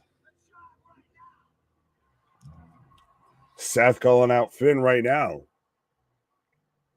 Speaking of calling out, Riders in the sky. 100. I just happened to click on that literally at this point. All right, Riders in the Sky. Let's go. Now, according to what I just saw and kind of ran through, I took a bit of an extended pause there. It looks like Larry S. and Aaron tied last night. And I can't quite really device it all in the time span I had. So I gave them both the championship. There you go. You're going to share. Oh, we've got dual championships. We've got it like when The Undertaker and Kane both pinned Stone Cold Steve Austin. I can't think exactly. We're really glad that you're our friends. What's up, Heather? But I can't remember I think it was Bad Blood. No, it wasn't that, because that was the first ever one to where it was the first blood match between Kane and Austin. And if Kane lost, he'd set himself on fire. But yeah, you know what I'm talking about, to where Kane and Taker both pinned Austin, and they were dual champions for a week. Yeah, it happened. So we got 1 week, and we'll see I what was gonna happens say to Money that in the was Bank. long-winded. Saturday, we'll find out real quick. We'll turn it around. And folks, keep checking the channel for more content, more stuff coming your way, including we have polls up right now to find out your opinion towards the half year for lifeys. The golden KJs will be given out on Sunday. So by all means, make sure you click those, get your votes in, get your opinion in. And we might actually listen to it. Maybe. Just maybe. I like them highlighting Carmelo Hayes is here, and kind of again they're trying to bring more value, more interest into NXT. Oh, absolutely. There have been very much talks about it being a its own little third brand and everything. Ryan, we all know that answer of I'm not buying that fucking belt. Not no way, not no how. Right. Well, no, there was some. Keep talking out. There was comments I was trying to find earlier. Right. Oh, there's this one from Rolo or from Polo, aka RAW. Polo. And then Uh-oh. Finn, terrible attack with a chair. What? Yeah, what? Exactly. How do you try and jump him from like the front row? Like he saw it coming, asshole. Oh. Yeah, it was kind of a shitty sneak attack. Oh, you missed the one. Oh. Larry, no, we appreciate that. You do incredible, fantastic job. Listen, I mean, again, this was just, just kind of a spur of the moment thing. And it's evolved. We've come through so many different renditions of us over the last little bit. But the Tag Stream Champions locked and loaded, and we haven't looked back. So, no, we appreciate all the love. We really do, guys. It's crazy. And the fact that I've seen, a half dozen people join the membership tonight alone. I mean, flattered, humbled, and we love bringing you these streams. That's why we do it every friggin' night. Oh, Carmelo distracts Finn. Oh, well, wait. Does Carmelo have a chair? Oh, Seth bleeding.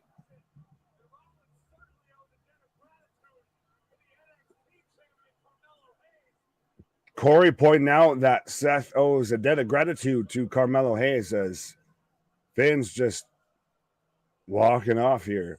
But has this not felt a lot better so far? Of none of this was advertised, but it had us on the edge of our seats the whole time.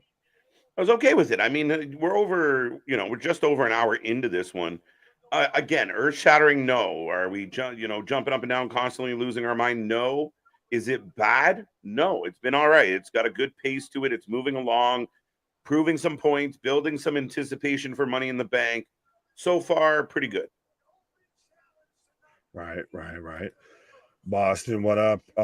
Well, Ricochet won, and you have been dethroned as champion, sir. Yes, you lost your belt is one thing. Big shout out to Larry and Aaron for that one. Even though, yeah, it was fine. But we'll go with it. Baron Corbin is still a good worker. OP and Mello have a banger tomorrow. Should be good. But Carmelo getting on Finn's nerves might be an interesting take. Could Baron win it and Baron stays and Carmelo goes up? Yes, that could happen. We got Ciampa. No one has to. I'm just still constantly, every time I see him, I just hear his theme music in my head. Dun, dun, dun, dun, dun, dun. When do you think we get him and Gargano teaming up together? Because it's at this point, it's expected. I feel like it has to happen. We get a DIY reunion. Yeah, I still think it's there, but the fact that we got Ciampa back, we got him in his old attire, old music. Now he's getting a promo like early. Like I don't care if it's earlier today. We're giving time to Ciampa, who I think is outstanding. I hope he can stay healthy. And yeah, I think there's potential for DIY. They'd be fun. DIY versus KO and Sammy at SummerSlam. I'd be happy to call that match. Right. Larry, I'm interested by this comment. Are you talking to former Portland Trailblazers head coach Nate McMillan? Because I don't know. I think we're having a I Larry missed on the Larry previous chat. comment here. I think we're having a Larry on Larry chat. Well, because I've been streaming wrestling for 7 years, 4 chats total. I found the one I'm staying with. Well, I appreciate that it's us. I appreciate that 100%.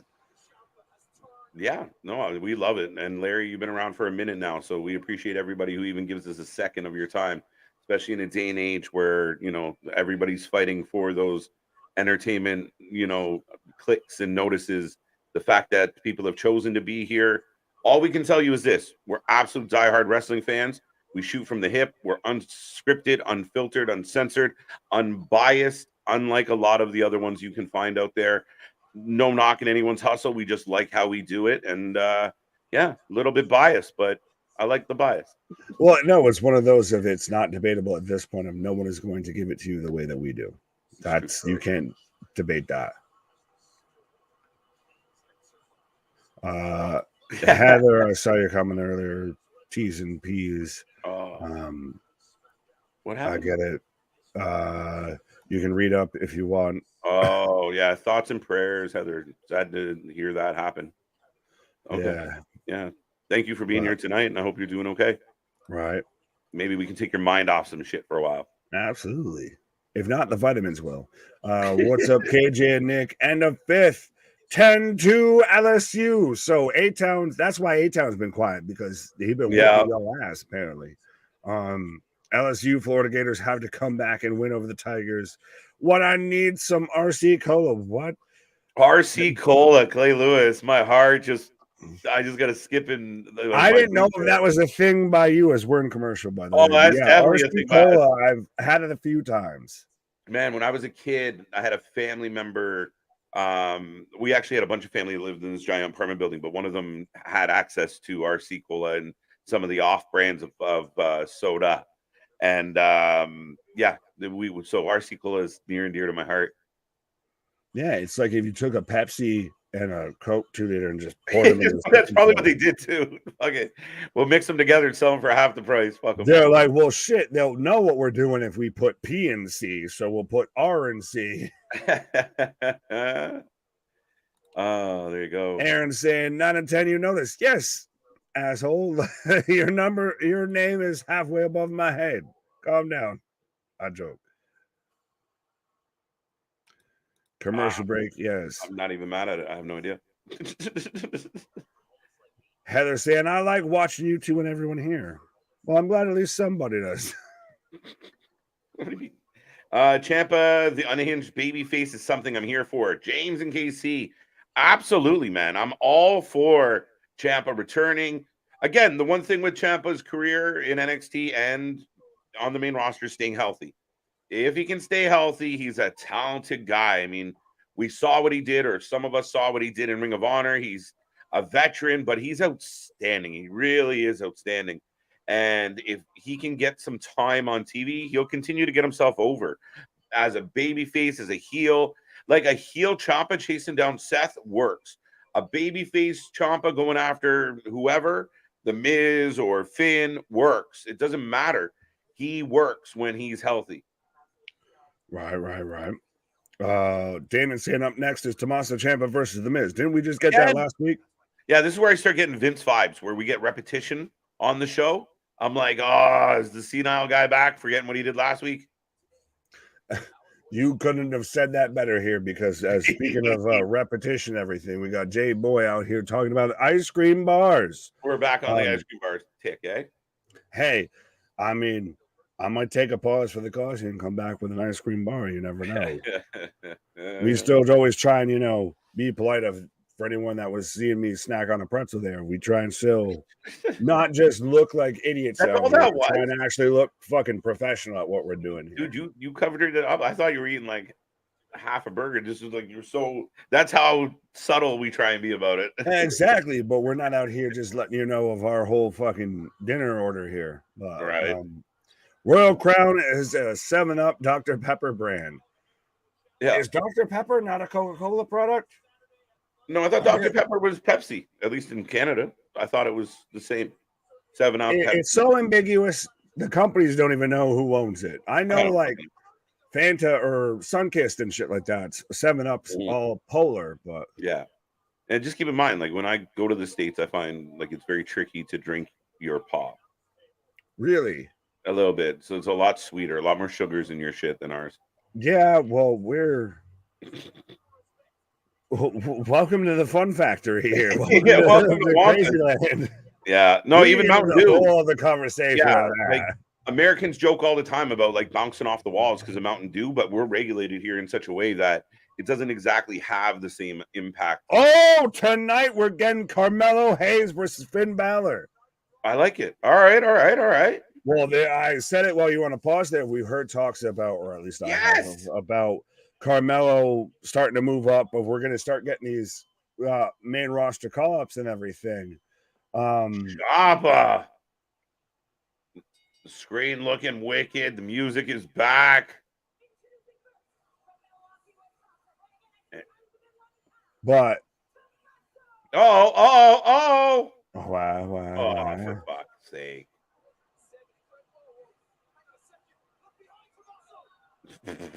The Miz hits him from behind, and that was not awesome.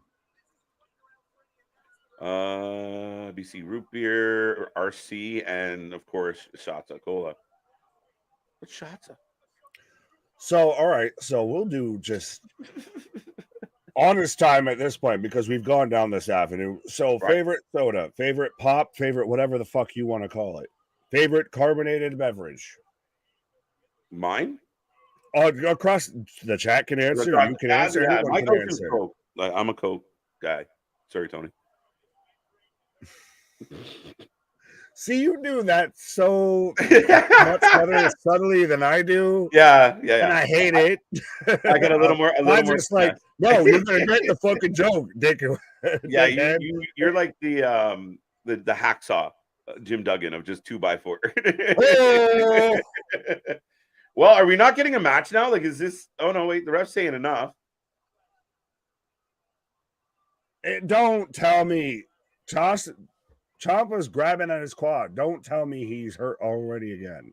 Like, he looks like mini Hunter. He doesn't need to have the same quad injuries as Hunter. Skull crushing finale onto the entrance, onto the little walkway there. Are we not? I hate when you get the jump start to a no match. Because you did. No, I think we're going to jump start to a match, but I think this is one of those of. No, they're calling it off. It looks like. I was going to say I thought it would have been a match, but that's such a Vince move.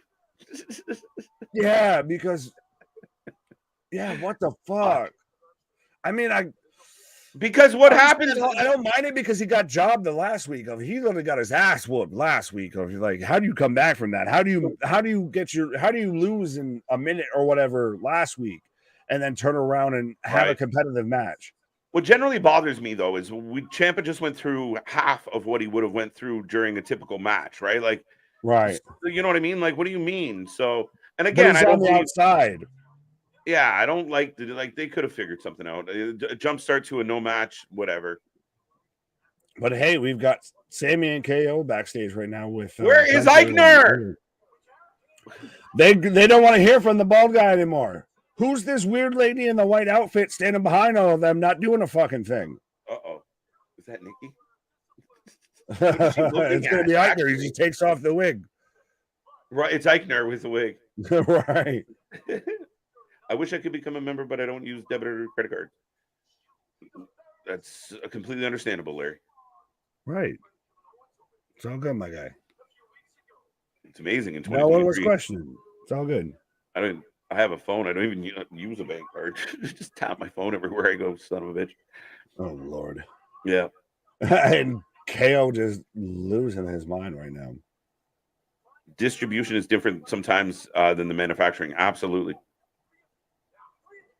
Oh, that's where we're going initially with all this after you went on a sideways. So your favorite soda is Coca-Cola.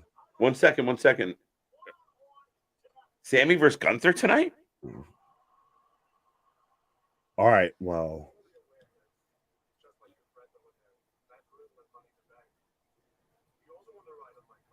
You also want to ride on my coattails.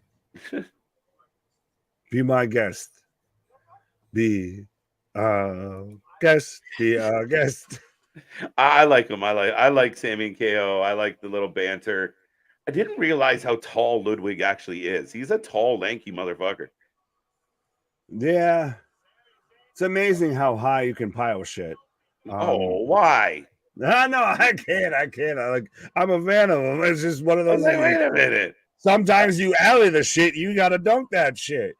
Dale, you get a mulligan on this pick. You do. Yeah. You can have that, as Nick would say. ICT? ICT is good. Is that a hybrid of ICP and iced tea? God bless America and the extra strength Mountain Dew. It's so funny because literally when we were talking about favorite beverages, I was about to say mine's Code Red Mountain Dew.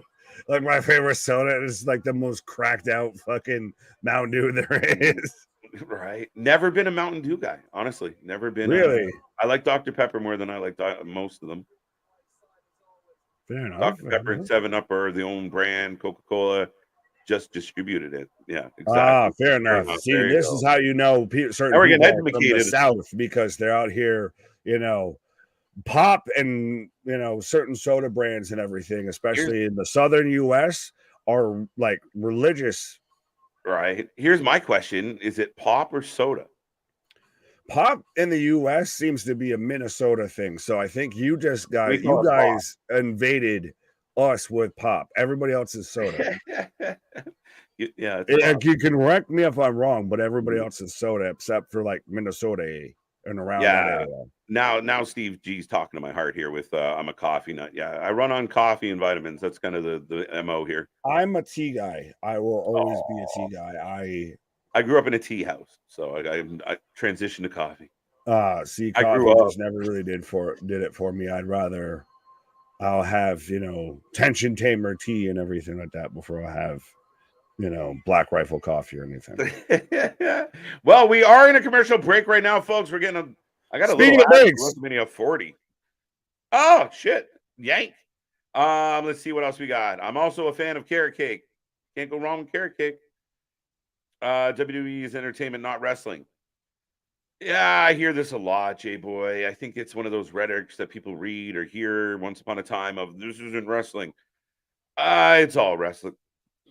What's the difference between what we just saw as far as the match between Ricochet or the angle that we're having with Seth and Finn? Is what makes that less wrestling than a flaming table or a moonsault off the side of a building, or what makes that, or a big a match where two grown men are throwing hot dogs at each other? What makes what define entertainment, not wrestling? To me, it's a show that's based on wrestlers and their in and outs of the ring. That gives you the entertainment. That to me is pro wrestling. It's always been that way. It's always been about, we talk about, a lot of the classic matches, which we love, but we also talk about some of the killer promos, the guys that were, we could argue that in-ring guy, like, everyone talks about Bobby Eaton, one of the best in-ring technicians ever. We don't talk about him like we talk about Ric Flair. Why? Ric Flair was entertaining. It was entertainment, even in a time when it was about classic wrestling. Now, he could get in the ring and deliver as well. And to me, that's the perfect combination for pro wrestling. And I know I'm a little long-winded on this answer, but I feel like too often people go to the low-hanging fruit in their complaints. WWE sucks, or don't watch Impact, it's all useless. I don't believe that we can just paint something with such a wide brush. Yeah, it's sports entertainment as defined by Vince McMahon. I do think a lot of us would love to see a little more wrestling attached to it. But ultimately, the best parts of wrestling is when the story and the wrestling line up. That's perfect pro. I think on one show, we get too much one way. On another show, we get too much the other. We got to find a middle. Was that code red? We're talking about the drink or the move? Pineapple buble. There's buble. Pineapple crush is pretty good. Ciampa for the win. Nope. Does Gargano come in for the save? Not tonight, apparently. But remember, they drafted like the Way, and it looked like the Way was having a reunion. We haven't seen Dexter Loomis in weeks. We haven't seen Indy while she's hurt. We haven't seen much of Candice. The 25th anniversary of Hell in the Cell, when Mankind got chucked from the top of the cell. 25-year anniversary. Jesus Christ. That is crazy. I'm getting old as fuck. In my opinion, this is the best version of The Miz and Ciampa. Miz, when he is playing a motivated, revengeful Miz, shows off his greatness in the ring. All right, James. You know what? And I like that. I mean, you're not wrong. He had history with The Miz. It's a good way to shake him and get him in the ring. Like, okay, what can Ciampa do? You know, do you just throw him in there with the Lions? Do you put him in an angle that he's not quite ready for? The Miz is going to give you some. Oh, Dominic Mysterio has picked the Ninja. Yes, he will infinitely be the Ninja. I can't unsee that. He was a ninja for like 5 years. But yeah, Akira's on his way to the ring. Starbucks coffee, yummy, iced. Okay, okay. Up in my neck of the woods, Starbucks gets a solid run for its money from good old Timmy Hose. Taking the Miz. Yeah, that didn't happen. Ciampa, I better catch up. Let me roll down here. Doink! What about Doink? What did I miss? Doink, dink, pink, and wink.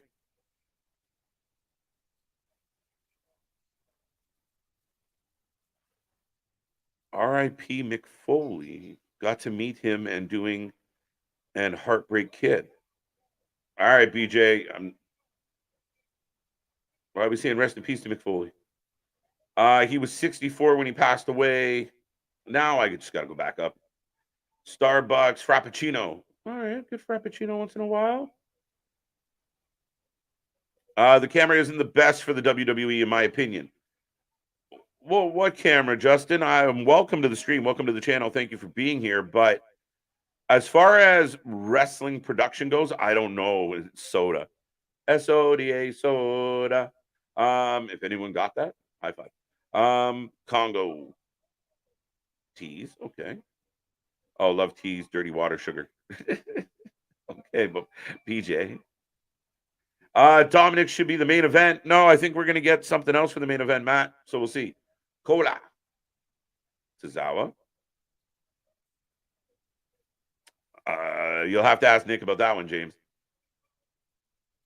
Ghost woman in the back. Yeah, we don't know. Just a worker hanging out. Wow. Tope Ninja. Tozawa. Like, I don't know when I'm getting back on TV. I'm making this count. Woo! Raw is nice tonight. All right, there you go. There you go. I caught up to the. Now I can catch on everything else. Fago. Rock and Rye. Followed by Barks Root Beer. Barks, eh? Big frog splash.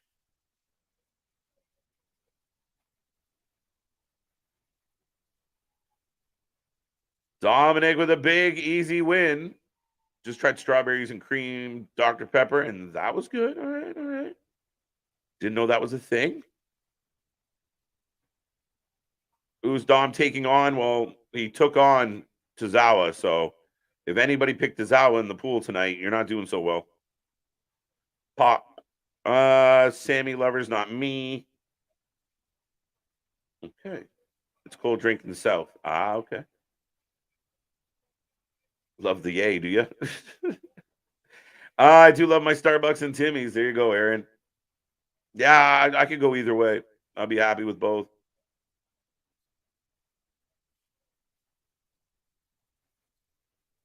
Moxley was Mad in New Hampshire, where I live.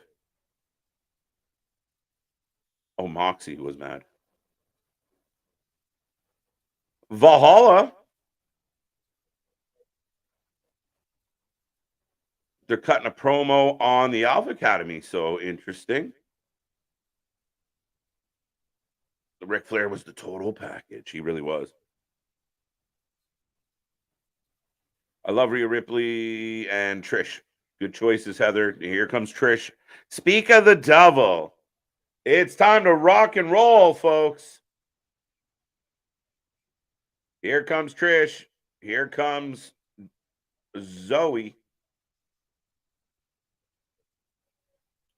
WWE has a lot of great matches on their pay-per-view every month. Listen, my opinion is this. They've had some bad ones. They've had some good ones. Right now, they're on a run. They've been successful inside and out of the ring for a little bit here. Not every week-to-week show. And when I say that, people are, oh, last week's Raw sucked or 2 weeks ago SmackDown.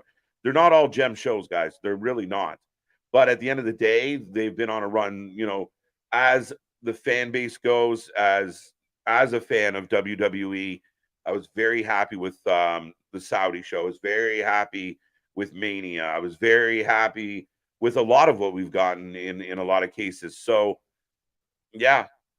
Are you not entertained? Are you not entertained? My stepfather used to work for Coca-Cola for 18 years as Caribbean distributor during 60s until 1980. There you go. That's fun fact. I appreciate that, Larry. Kenny is better than Raw. Kenny, the person? Like you're saying, Kenny Omega is better than Raw as a whole show. It's a lot to take in. The only thing I can say against that would be A, that's a silly argument, and B, J-Boy, I mean, the problem with Kenny is he doesn't draw TV ratings. I love Kenny. I love what he did with Ospreay last night. Like I said, they probably have the top 2 matches of the year right now in 2023. So yeah, I don't know what to say there. He was 64 when he passed.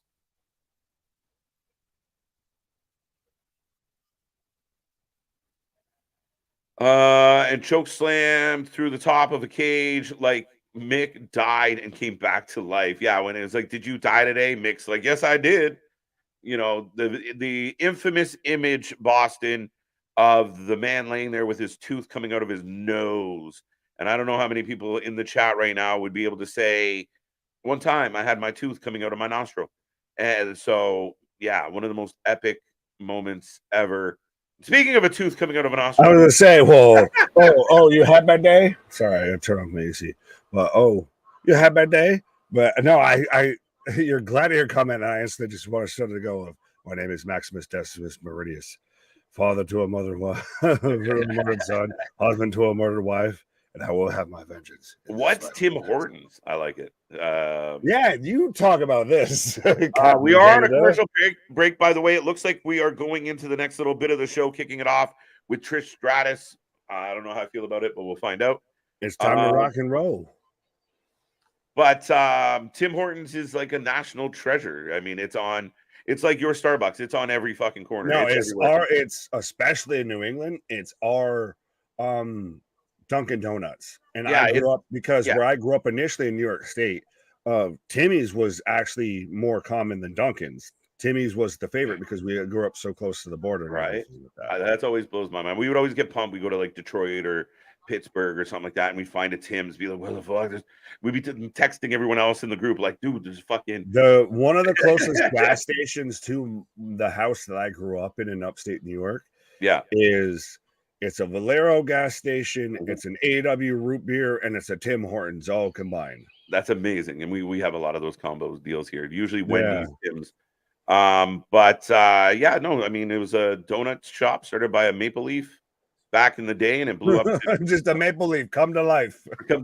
Maybe I should, a Toronto Maple Leaf, a hockey player. It became a national treasure. It really is a national treasure. Oh, so we're getting the women's Money in the Bank Women's Summit. Son of a bitch. It's amazing how we can have professional wrestlers come together and have a meeting and a wrestling ring more than we can have American politicians. But it's so interesting. Did you see the reports that about how Becky looks amazing. CM Punk and the Elite were kept on separate opposite sides of the arena and everything last night? Yeah, and I believe it. I mean, I like it doesn't shock me. It blows my mind, like how childish, but grow the fuck up. Like you can walk past each other if you had to, right? Like you like fucking grow up. Right. I saw Joey Janela put out a thing of that. I guess the Elite had a Rocky cutout in the hallway to their locker room. Fuck. But One of my BJ, what up? That autocorrect was hilarious. Sorry, I had that up for a second there, but yeah, no, you're good. Her phone autocorrected doing to doink, which I mean, kudos to you for that. You dinked a doink. What the fuck? We literally have one every corner. Aaron, where you at? He's Niagara area, right? So he's like 45 minutes. Oh, let's go Buffalo. Let's he's closer to you than me, I think. Or you? Well, he's the great divide. He's the median divide between us two. Small Mark letting us know ice caps are dangerous.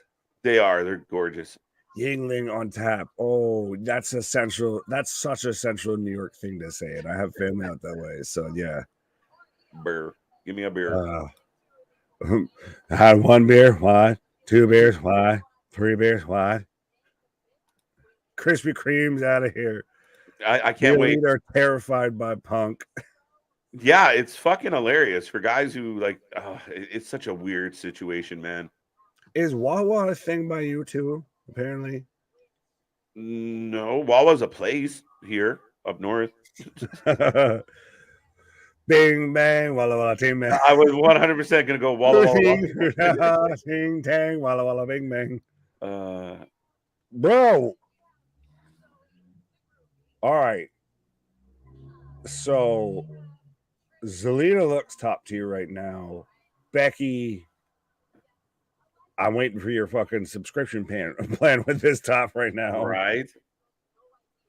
Trish looks like she's gonna be, decent pop for Selena. Like she's gonna be mid-row at the daytime Emmys. Why is Corey Graves looking like a fucking Pink Panther villain? Because his boss does. His boss looks fucking like that's who it is, right? Role play games. Right. Cruella de Vil. EO looks Zelina out here threatening everybody with a fucking chaclata of just I will whoop everybody's fucking ass right now. How many loonies does a cup of coffee at Tim Hortons? It's like it'd be 1 toonie in a couple quarters. Like 250. Literally that sentence amazes me right there. We got fun money. What can I say? No, it's just that literally other people know it and like that correlated all together. It's just perfect. But yeah, 2 loony. It's like $2, $2.50 for it. Starbucks. Definitely a little more expensive, or a lot more expensive actually. Yeah, but I feel like Starbucks is, not even on y'all radar. No, it's everywhere. Like Starbucks has moved in. Like there's a split divide, right? Like we have Dunkin's and Cumbies, Cumberland Farms. Pardon? Gas station. Pause. Cumbies? Yes, Cumberland Farms. It's literally, I can walk out my front door and see a gas station. Anyways, Becky out here looking like the newest Adidas commercial. Right? They'd be so lucky. Facts. Seth is so lucky. But what happened to all these comments of Zoe being forced into segments she doesn't want to be in? I think she's out here with the baby oil biceps and everything with the thank you Trish shirt on. No, she's good. She's perfectly fine. Anybody that put that out there, they're wrong. She's getting a chance to be in the limelight. She's going to be in Money in the Bank. She's hanging around with one of the GOATs, and people can put their personal opinions into this all they want, whether you love it or hate it. Trish is one of the GOATs in wrestling, and in my vote, she is the GOAT. So, right. This is not bad for Zoe at all. I don't love this whole like stand on a weird angle pageant thing. And how did Becky get her shirt to sit right on her bra like that? I don't know, but she's throwing right hand. She's That's throwing bombs. 100% of one of those. If you can have that, that ain't even what I'm mad at. Of All right, so now we're getting a messy brawl. There goes Zoe, Bailey, Io. speaking of messy, bro, we've got Becky throwing people out. Selena's got her slipper. I don't like this. You don't need the sandal. There's a We want to take chacleta. you serious. I liked it in the spot in Puerto Rico. Just in this moment, she running around with a fucking flip flop. What is she, Riddle's friend? Yeah, a little bit. It's one of those of it works more in the moment than it does continuing. Aaron letting us know his mom loves Molson. Well, she should switch to Labatt because that's where it's at. The smart ass in me would be like, I told her stop calling me that. But anyway, moving on. J Boy with some takeout stickers, making me hungry. right? Stardust. It's Stardust, baby. Becky, the match hasn't started. It doesn't matter if you take the fucking briefcase down now. What the fuck are you doing? You just look stupid. Oh, that's bad luck. Now I don't think Becky's gonna win. Shit. I didn't think she was gonna. She's my pick. You picked wrong. That's just, it's stupid though. Like, why?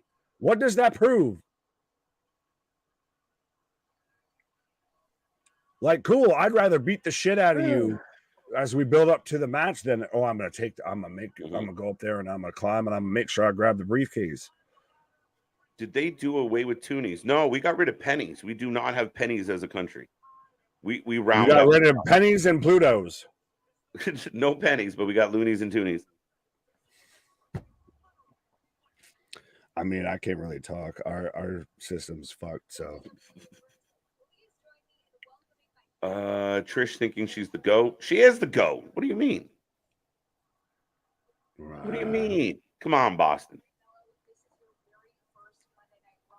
I meant Iron City beer, not steal my bat. Okay. Not at us, so I don't take issue. I don't know what you meant by. Trish sold the magic words winning. No, winning. Becky did the magic thing and went up and grabbed the briefcase. That's, I feel like that's like touching the trophy before you win it. Like, I think that's not good. That's not good for my bet. Yeah, not even a little bit. When is Indy Hartwell cleared to wrestle? Small mark, I think you're the only person asking that question. Yeah, right. Honestly, you and Dex are the only two. Yeah, I imagine she's a few weeks away for sure. It's only been a few weeks. Yeah, she's a few who gives a fucks away. I don't miss that good promo from Carmelo. Yeah, we got Carmelo backstage right now. I love my Trish. Beer money would have been in for a while. Fair enough. Called it unhinged Zoe. She is taking out Becky for her words. Bro, are you watching what we're watching? Like, we need a Richard cam to see what the fuck he's watching, because you're getting that exclusive, like, unfiltered Vince cut, I feel. Becky in the bank. Cha-ching. Zoe Starks wins Money in the Bank. Io's going to win. No, La Chacleta. Yes. Blue light was always my go-to. When I first moved to New Hampshire, me and my roommate spent a good amount of time literally finding what grocery stores we could buy blue light at. Right. And literally, like, keeping track record. Uh-huh. I always lean more towards Molson than Labatt's. I don't know why. Maybe it's just what was around. Molson at this point, I go towards Molson Triple X. Fucking hell, it blows my mind every time you say that. It fucking kills me. Why? I want an explanation, and this is more personal than anything. Yeah, I just wouldn't be the first thing I reached for sure. No, I'm saying if I'm going for a Molson, I'm going for Triple X. Good choice. I'm going for that Vin Diesel, that Ice Cube, that Triple X Molson beer, as we're in commercial right now. Uran says he misses the Diva era so much it was better than this. Yeah, no. I don't think so. Who on now? We're getting Gunther and coming out with Ludwig. You're going to be taking on Sami Zayn, I believe. So interesting. Gunther. Zoe has been a better pick for WWE Money in the Bank. We'll see. I mean, could they work it with Zoe winning it? Absolutely. I got no problem with Zoe winning it. I think Becky's going to win it up until 10 seconds ago. Now, I don't think she's going to win it. Yo, I've been said this. I stay by this. This has been my pick from the jump. It is Io. Could be right. I think she's one of the best, but no. Boston, I agree with you about Trish, but I think she's good for the women's division. Who was a better women's wrestler than Trish Stratus all around? Who's been better than Trish? I'm all ears. Who had a better? Who meant more to women, actual women's wrestling than Trish Stratus in that time? Or are you saying like until now, like till today? We still the reason why we have you're saying until today, she's top 5. She's not. No, she's not one. She's not one. Who's better? Who's the 4 better in like as Becky, far as Charlotte? You mean like there's like 2 right career? there that I would put like in over career, her. like overall forever. Like if you rank right best now, women of all time, best women of all time, you would put those people above Trish. I would have put at least those 2 over her. No. Maybe Charlotte gives her a run for her money because of the credentials, but nobody did more for wrestling than Trish as far as what she Which did. Was more over, Trish with her run or Becky as the man? Trish was way more over than anybody in the wrestling right now, including the men, because wrestling was more over. And though even just her videos of her in a fucking bathing suit were more over than any of the fucking women in wrestling at all. It's not even a fair comparable. It's embarrassing that you'd even bring that up in the same breath. Oh, it's embarrassing. It's embarrassing that the man that literally reestablished that main. When can we recall when Trish was even contemplated of even main eventing a pay-per-view, let alone she was the first woman ever that pay-per-view main evented a Raw. Her and Lita had a series of fucking matches. That's because they didn't give a fuck about women till then. Like that's exactly what I'm saying. Thank you. Ding. I love when you do that. But that doesn't mean that someone can't do better than that. This is good. This goes back into the fucking like as far as greatest of all time versus we're talking about best doing it. Like it's one of those of great. That's great that she laid the fucking groundwork. That she broke through the ceiling. That doesn't mean someone can't do better than them. So you're saying like Hall of Famer Trish Stratus, Becky is more goated than Trish. I'm saying if I had to do a top 5 right now, Charlotte and Becky are 2 names I would clearly put above Trish. Becky cannot go above Trish all time. I put Becky behind Lita for what we're doing. Becky's had a great career, but we haven't even seen it completely unfold. If Lita wasn't with the Hardy Boys, is she there? No, but she did a lot for solo wrestling, and right. But if she's not with the Hardy Boys, is she there? Becky did what she did on her own. She fucking was the top draw. There before she was with the Hardy Boys. When was Trish the top draw in the company? Trish, when was Becky had a nice run. That doesn't make her one of the like. She is not the GOAT, Nick. There's no way Becky Lynch is the GOAT of women's wrestling. The reason I think I'm not saying she's the GOAT. I'm saying she's in a top 5 conversation. I'm saying I would put her in my order above Trish. That's my opinion. Is I would put her above Trish. I'm not saying she's the GOAT. I wouldn't even put her. I honestly wouldn't put her 1. I'm saying I would put her above Trish. Nah, we wouldn't have. We wouldn't have Becky. We wouldn't have Charlotte. We wouldn't have Bayley. We wouldn't have any of them. They would still be doing fucking swimsuit competitions if it wasn't for Trish Stratus.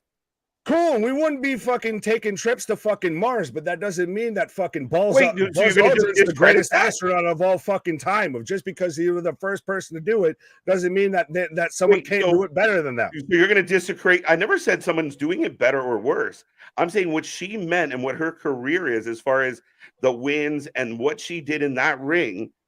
they don't highlight any of the women the way they were highlighting those two women in particular.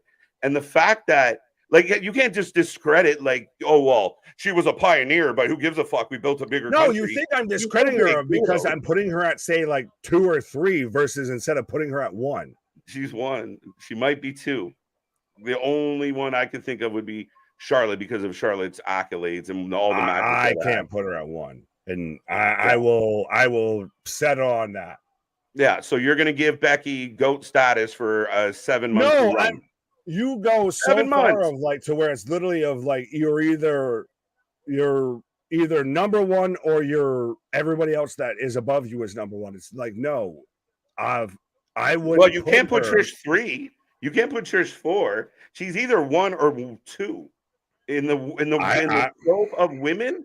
You're going to give Becky more credit for a 6 month, 7 month run than you are for Trish Stratus for a 20-year career and what she meant to women's wrestling. I don't know, bro. That's a tough shout. 1 broke through, 1 took that and just ran with the ball more. But she had a run. Like she's had 4 or 5 characters since that one that haven't done shit. That fell flat. If the one that you can think of is Big Time Bex. No, Big Time Bex, and then which she kind of downplay the man because that's the only character. If we're going to characters, if we're literally going to have to split hairs into characters, I can't give her GOAT status for one. I'm not saying she has GOAT status. I'm saying I would put her above Trish. Nah, too soon. Could she get there? She could, but she's not there yet. No fucking way. Oh, Canada. Period. I still think Lita's better than Becky. So what's that one? No, you said I was embarrassing. So I didn't say you were embarrassing. I said putting the Becky and Trish side by side like that was embarrassing. No, I said the thought was embarrassing. I feel sad to think that Becky would be considered Becky number 2. There you go. Becky number 2. I didn't know who he said number 1 was though. I would. Becky. Yeah, this is gonna piss a lot of people off because I'd put Charlotte number 1. Charlotte. I mean, I would take that argument. I really would. I'd be open to listen to that because of all the amount of championships. Right. Well, so then why the fuck can't you hear me talking about Becky? Because Becky's not in the realm. You're basing it on one hot run where she was good for 7 months, 8 months, and I love Becky, but she's not there. There's other people we got to give nods to. Right? I mean the like I said, the Litas, the Beth Phoenixes of the world. Yeah, they're in there. They're not top 3. They're not. Some may not be top 5. Who would be your top 5? Oh, all 5? I don't know. You're sitting there challenging me on number 3. So, well, we were just talking about where she stood between her and Trish, right? And if you want to expand to 5, I mean, again, the challenge with Becky is I think she's still doing her thing. Trish was diva of the decade. So was Charlotte, but you could agree with her being number 1. She's done more than Becky, much more than Becky. And then any big moment Becky had, Charlotte was right there beside her. So you can't give me, main event WrestleMania, Charlotte did it. She was there. So that's where Becky's always been. So then is Sasha number 4? Is Sasha number 4 then? As we've got Eichner coming out with crutches. Sasha has no consistency. Sasha's not in the top 10. Hate to break people's hearts. That's fine. But so we're back to the action now. We're moving on. Back to the KO on commentary as we've got Gunther suplexing Sammy as we've got Eichner on crutches as we go to commercial break here. Yeah, see, look, Britt and Jade are goats. That's the type of thinking that allows people to put, Bro, you can't even do that. It's like we've seen them do good stuff recently. No, you can't. That's a fucking stretch, and you know that to put that on my argument. It might be hyperbole. It might be hyperbole. Right? Look, Boston dying. Look, Flair, Becky, Gail, Kim, Trish, Lita. The fact that you put Gail Kim higher than Trish and Lita makes me sad for you, JV. See, go at them. Don't go at me anymore. Quit arguing with me. Go at them. What did Gail Kim do outside of? Yeah, she went on and she did things in wrestling, and she's a great producer, and I hate to knock her. But as far as what she did, like that's just a schmuck pick. Do you have Mickey over Becky? Regardless of where you have them, that's a question. Do you have Mickey over Becky? Ooh, I like that one. That's a challenge for me right now. I think as it stands here in 2023, they're neck and neck. multiple time champions, both had hot runs. Mickey's career continued right up until a few months ago. Whew, that's a tough one. A-Town, you can have that. That ain't for what I'm at. What did A-Town say? Said Nick, I have to agree with KJ on this one. I love when we split it. I love it. Divisive.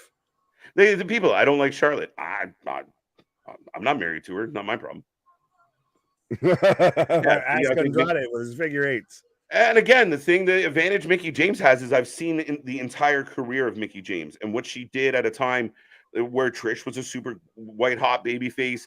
Mickey's angle with her was outstanding. And again, at a time when women weren't wrestling at all, like we wouldn't have any of these women wrestling the way they are without those women. So, see, Louis, you're pretty much damn near spot on, if not spot on, with my list here. I agree with that. Yeah, Charlotte, granted. I'm glad you guys could be wrong together. Becky, Trish, Mickie James, and then Lita. Becky can't be number 2. Not yet. It's not there. If you can list the accolades, respectfully agree to disagree because absolutely. I'm not going to. The only thing you offered was conjecture. You never offered any type of, well, Becky did the following other than she was real hot as the man. So. No, I need to mention, like I said, I sat there and mentioned she main evented fucking pay-per-views, and you're like, well, Trish was she main evented the first Raw, and then you went into she was the groundbreaker for all of this. That's fucking fantastic. Cool. That doesn't mean someone can't take the ball and fucking run with it and do better than that. Becky hasn't run with the ball. I don't know where you got that. But you're right, but I feel like she's taken running. That and outdone it. But she's main evented WrestleMania. She was the highlight of that. She was the one. Charlotte, who we both could agree would be number 1, was an add-on, was an addition, didn't need to be there. That whole storyline was the add-on. Becky Lynch. When have you ever seen Trish Stratus was the head of in the whole company? You're talking about one hot run. One hot run, a few months. But a one hot fucking run can make somebody, motherfucker. It does not make a career. And we're talking about comparing careers. You keep giving me an example within 7 months. Okay, so what do you have to counter Trish's or to Becky's the first ever woman to main event a Raw, first ever woman to main event a pay-per-view, one of the first women to ever woman to main event a pay-per-view? What the fuck are you talking about? Did they not give her a main event of?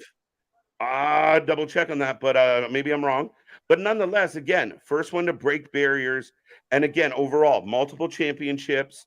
Multiple angles and storylines over multiple years, not just one run, multiple years of success. We're comparing careers. You have that. Becky equals Stone Cold, both excelled in different ways. Exactly. The only thing is, I think if we talked 2-3 years from now and had this debate, I could easily say, you know what, Becky was the GOAT, best ever. But Becky's still building the resume. Trish built one and is one of the most impactful, influential women in the history of all wrestling, period. And Becky's not. She's just a good wrestler.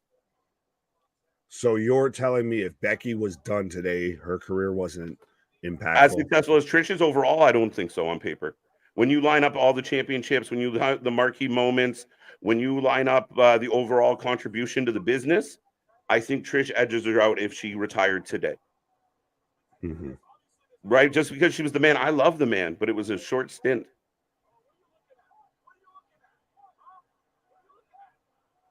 That's it. KO giving Gunther shit. Sammy up to the second rope. Lady Frost, I agree. That was, so we got that one. Anyway. China doesn't get a count. We're not talking about China. Trish never been so yeah, I thought she had one of the fucking low pay-per-views at one point, but definitely a trailblazer nonetheless. Right, and then somebody took that ball and then not only made that's not what I'm not saying. Main evented the pay-per-view. She main evented the pay-per-view. Yeah, but she also had to do it with 2 other people. Like, and I mean the way all right, so that's you. But dude, I said give her a couple years. Her resume's not done. Right, but so you're going to tell me that whole thing wasn't built around back Becky? to one example. You got one fucking example. One example. Right, and you keep going on the fact that she did one fucking thing, that she main evented a Raw and shit like that. No, but all you keep coming back with, I just mapped out, like, this lady's had a 30-year career, and you keep going, and I showed you her whole fucking run that not only that changed the business, let alone again, the man, 6 months. So you're gonna say a 6-month run is better than a career. I don't believe that's the case yet. Look, I like this one. Charlotte, Trish, Lita, James, Becky. There you go. Sammy with big clotheslines. Crowd's loud. I like Ronda. Okay. She not even in the fucking realm of possibility for this conversation. Mm-hmm. I like Taya and Peraza both over Becky. And we just got to extrapolate, guys. We're talking about a career. The entirety of it. Yeah, because one's already been through it. One's still fucking past. I just said that. I still keeps going though. I agree with you. If one's already past where the other one's fucking, I just said that. So thank you. That's exactly what I said. When Becky finishes her career, there's a good chance Becky will be the GOAT. So LeBron James can't be the fucking GOAT until he retires. What the fuck are we talking about? That's why they still debate him and Michael Jordan. That's why they still did it. That's why they will always do it. And again, Becky hasn't done enough to get over all of the other stuff the other person did. The other person's a Hall of Famer, dude. And you two. Blue Thunder Bomb. Let's move on, Mr. Nick.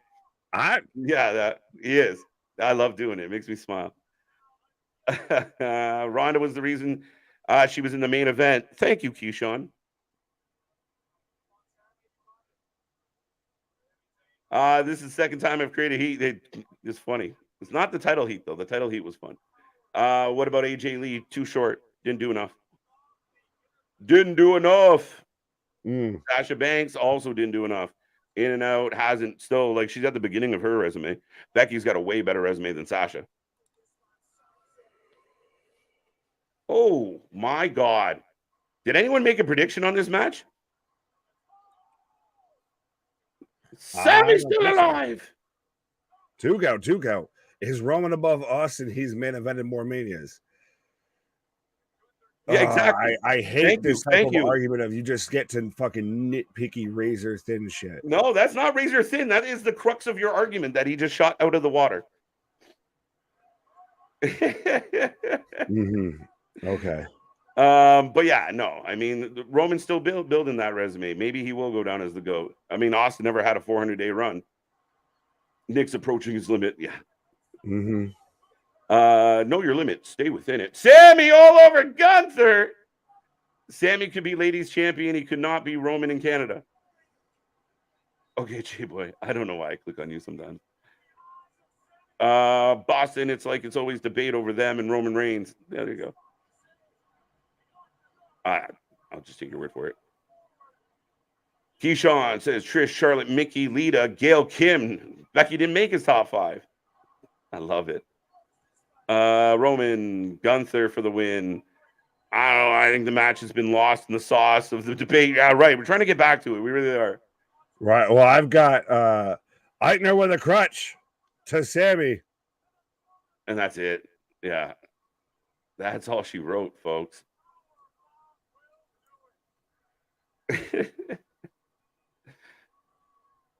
I love that comment. Gunther for the win. This match is a banger. It's been a good match, even though we were yelling over it, folks. It was really entertaining, actually. I still think Zayn is the most over babyface in WWE. I think that's true, Nick. That was getting debatable. Now the water's getting murky here. Of most over babyface, I think Seth has contention. Cody might have contention. LA Knight might have contention. Even Bro, supposed to be a heel. Eichner's back with a crutch. Son of a bitch. Yes, he caused the interference. Yeah. He caused the result. And I won't debate you on the Sammy angle because there is a fair argument there. Oh, come on. You're a master debater, so come on. Yeah, I am. Skills for days. He's got the hairy palms to show. Somebody, if you're watching right now, click some hearts or put some hearts in the chat. Nick's feeling a little unhinged, so we'll pull him back. Give him some love. Give Nick some love. He's caught up in the moment. Give him a hug, guys. Give him a virtual hug. Those women's wins are different era. Yeah, hard to compare. I agree, Bonkers. All right. We're no longer talking about the Divas, but Yoga Panther. I was talking about the match, so I was talking about the chat that I just clicked on. Okay.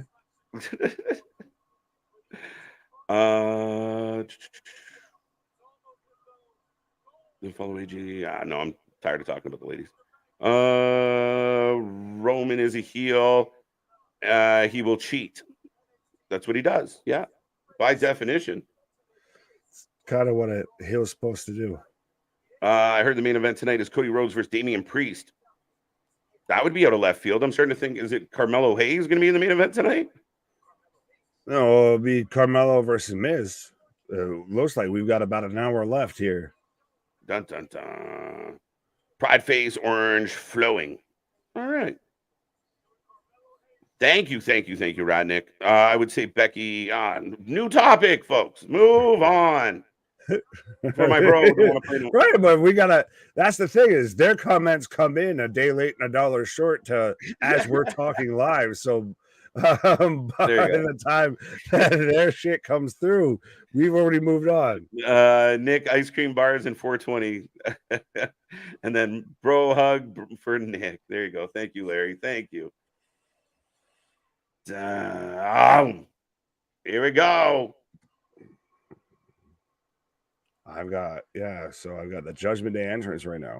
Finn Balor coming out to take on Carmelo Hayes, ladies and gentlemen. Oh, I forgot it was a fucking Finn Carmelo. I said Carmelo versus Miz. Fuck.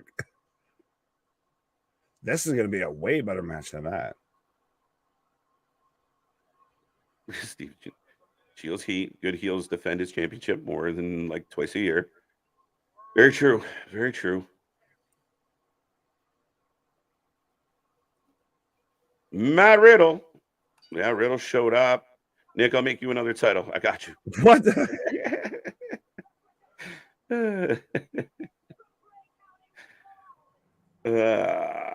What else? I'm excited for Hayes loses to Corbin. Interesting. Nick, you put that out there. It could happen, and then Carmelo ends up on Monday Night Raw. Definitely possible. Well, Hayes was one of those guys that we talked about to where he could have ended up moving up past NXT without ever even winning the championship. Now that he's won it, it's like, all right, so, how does he stay here for a hot minute with the championship? Do we build a feud between him and Trick? What do we do here? Right. Yeah, I don't know what we do. I don't know how. I mean, I'm really curious with them highlighting him so much. I'm excited for the Usos versus Roman Reigns, Solo Sikoa, and the Bloodline Civil War. I wonder what this is going to bring. I mean, it's going to be a fun week here on the channel, folks. We are in a commercial break, so I will remind everyone, make sure you click the button. You get to watch us have all the fun and all the laughs and all the banter. Go click below, be a part of the family, join the membership, and have a lot of fun. But we will be back all week long this week. NXT Gold Rush Night 2, which we didn't even know we were getting, really. Dynamite, the fallout from Forbidden Door. We'll see what that has. And then we're going back into Impact on Thursday, doubleheader Friday, the go-home show for Money in the Bank. And then we're back at, was it 2 p.m., 3 p.m.? On Saturday for I think we're at 2 p.m., but also even the Friday Night SmackDown is in London, UK as well. So London calling to the I'm excited for the Usos. Yeah, is that now almost the more important match than the Money in the Bank briefcase match? Let's say that again. Sorry, I get distracted by the Larry. No, you're fine. I'll click on Larry. What are you doing in my swamp? Right. Me and Becky, we love our swamp. She's my Fiona. So you're a girl dragon. Right? Of course you're a girl dragon. I got Finn for the win. No, Hayes loses to Balor due to Corbin. That makes sense. Tonight, yes. I don't think Carmelo beats Finn tonight, especially with Finn heading into a title match. But does Hayes win, and then maybe we lead to a Carmelo Seth feud? Because people talked about that with how much he was kind of shouting out Carmelo. It would be a babyface versus babyface feud, which doesn't make any logical sense, but welcome to WWE. Yeah, it'd be a little surprising, I think, overall, but I mean, not terrible idea. I'd rather see Carmelo work his way in, like feud with the Judgment Day and kind of work his way through the Judgment Day or something like that first. Oh, 100%. I think you're 100% right on that aspect of that, to where, as KJ's taking a pause for the cause here, but I think it's very much of, we get the Finn win here, we build up more him versus Seth going into Money in the Bank, and it creates that little bit of doubt, I guess, when it comes to Carmelo. I feel like almost a loss may make more doubt than a win. And he ends up, he may take the L here, and he might even take the L to Corbin here. But yes, we are on a commercial break right now. Finn for the win, says Aaron. Finn for the win, says also Richard. Steve, Dale, we can debate this. You're never going to change my opinion, just like I won't change yours. What are we arguing about here now? About about Finn for the win? Is that what we're arguing about here? We've already had one argument go out through the channel and everything like that. We don't need it in the chat now and everything, but y'all keep the peace here. Yeah, that one. Will we see a tag team match between Finn, Corbin, Hayes, and Rollins? Ooh, I feel like if we were going to have a bit of a delay,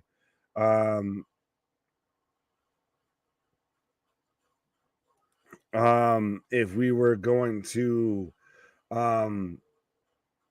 if the Gold Rush, if the match between Corbin and Carmelo was going to happen in a week or two, I could maybe believe that a little bit more. But what in the name? So we've got Chad Gable out here. Did he shave his head? As we've got Maxine Dupree. Is it part of? I've never seen a thing that it purposely intensifies your chesticles and your breasticles there, quite like Maxine does. But OT's just out here on the elliptical, but literally, Chad Gable looks like literally your dorkiest assistant coach that you have ever had, if you have ever played any bit of sports. All right, guys, so we're gonna go out here and we're gonna be super motivated and we're gonna win here. It's so fascinating to me because he's Kurt Angle, just in a smaller stature. Literally 100%. But they constantly want to have him Shorty G. They want to have him shooshing. They somehow want to handicap him as much as possible, I feel.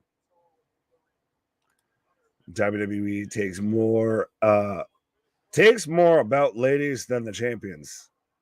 You mean talks?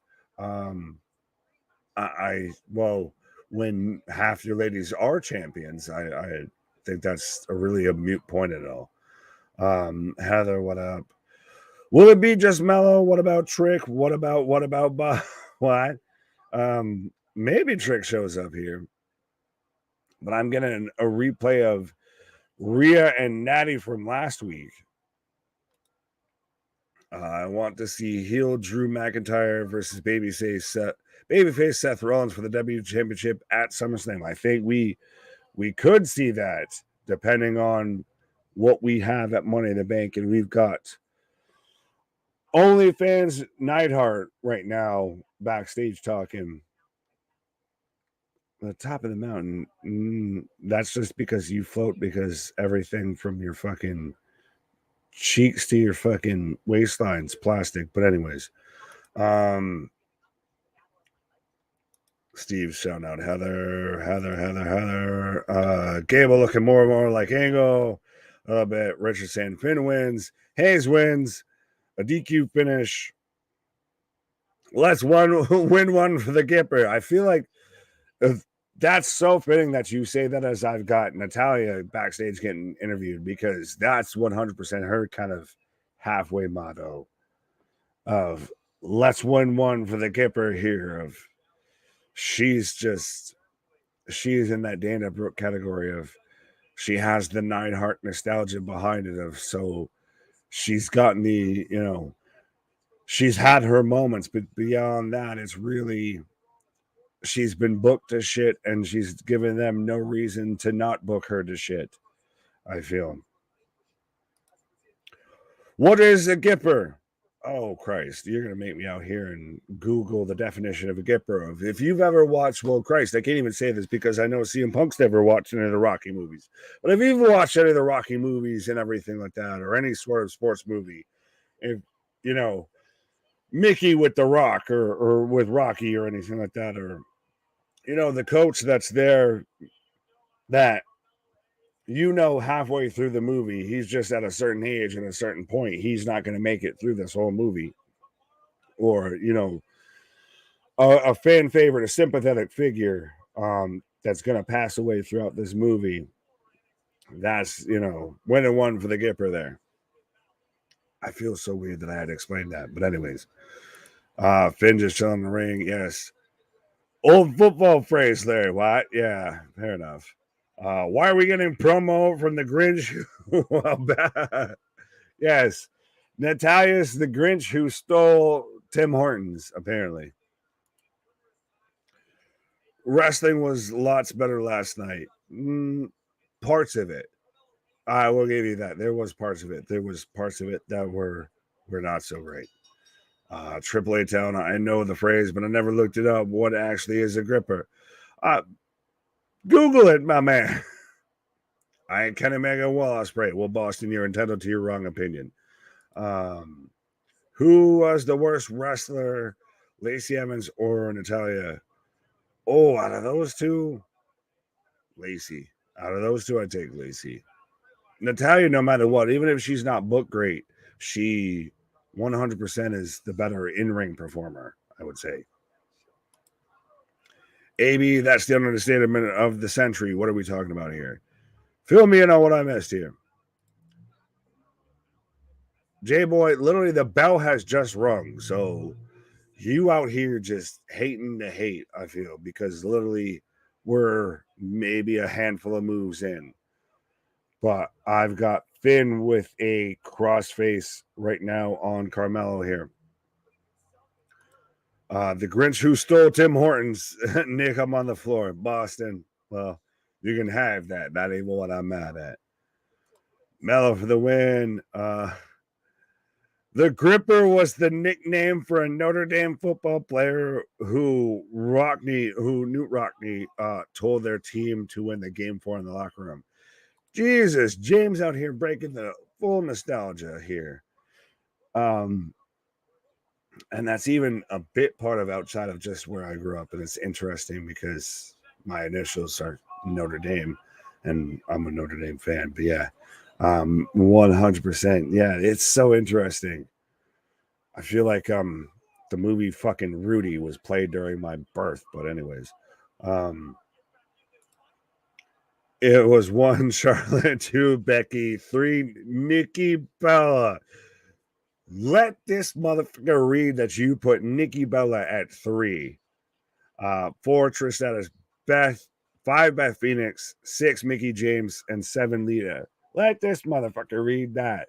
But as I'm in commercial break right now, as we had a crossbody over the top spot that went to break as we went back right into the ring. And so, yeah, we're in commercial break right now as we are about the last 30 to 40 minutes of Monday Night Raw, the go-home show before Money to Make, the last live show on U.S. soil, actually, before Money in the Bank. So absolutely 100%. If you haven't done so, be a friend, tell a friend, like, share, and subscribe. We just got that new member option.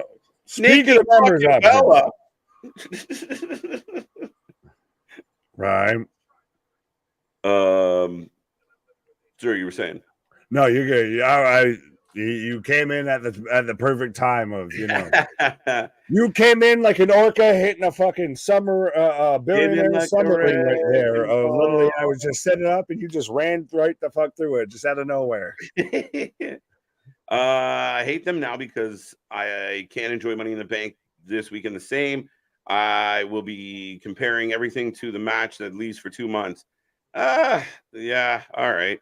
What match? Somebody else said last night was better than tonight. I would hope so. Last night was a specialty pay-per-view, not even a standard pay-per-view. It better be better than Monday Night Raw. It better be. I'm like, how? James, no, you didn't just go there. Tell me you didn't just say that. Tell Booker T, tell me you didn't just say that. Tell me you didn't just say that. There you go. Well, so what match are we? Did I just fall asleep at the wheel here? What match are we talking about?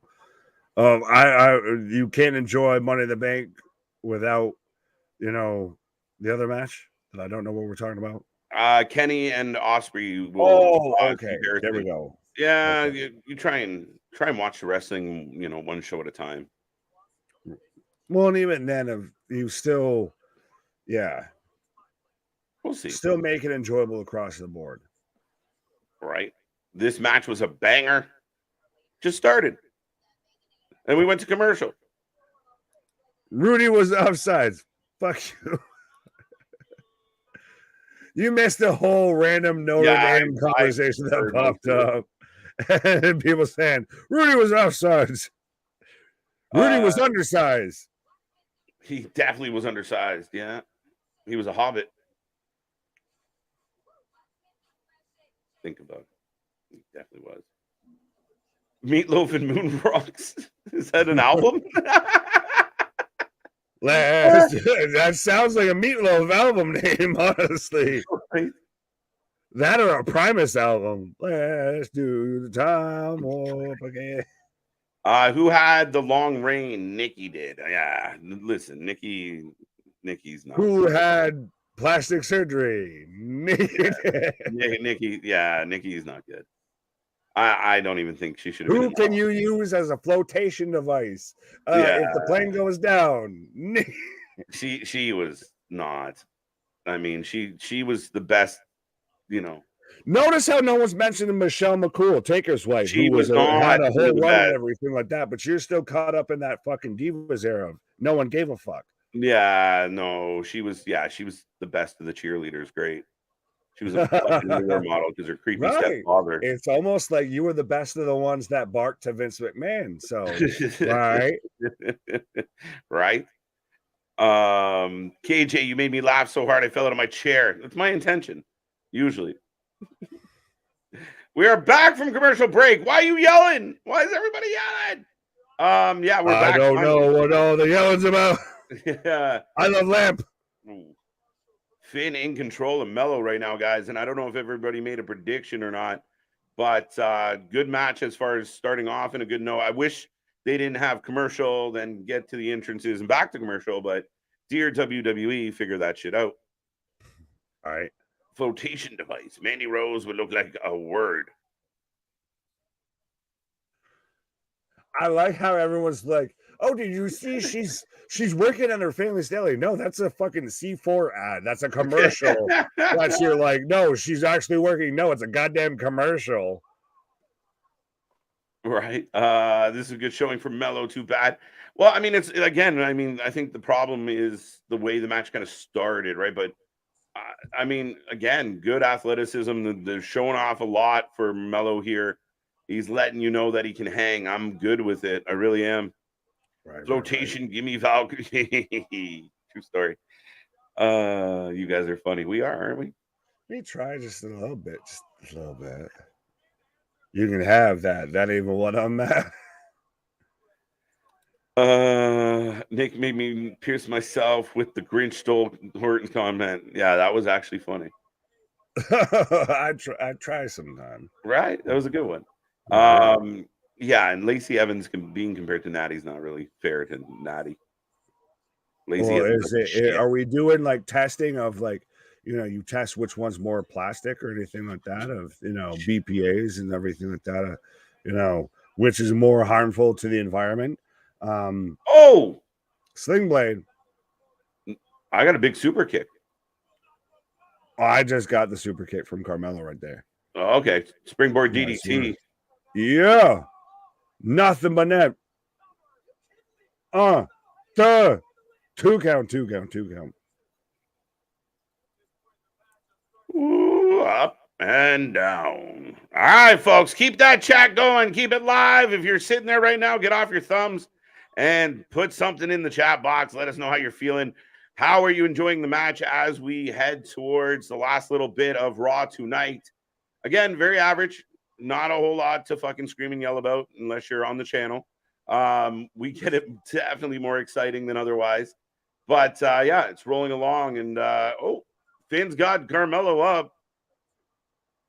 Right. Oh.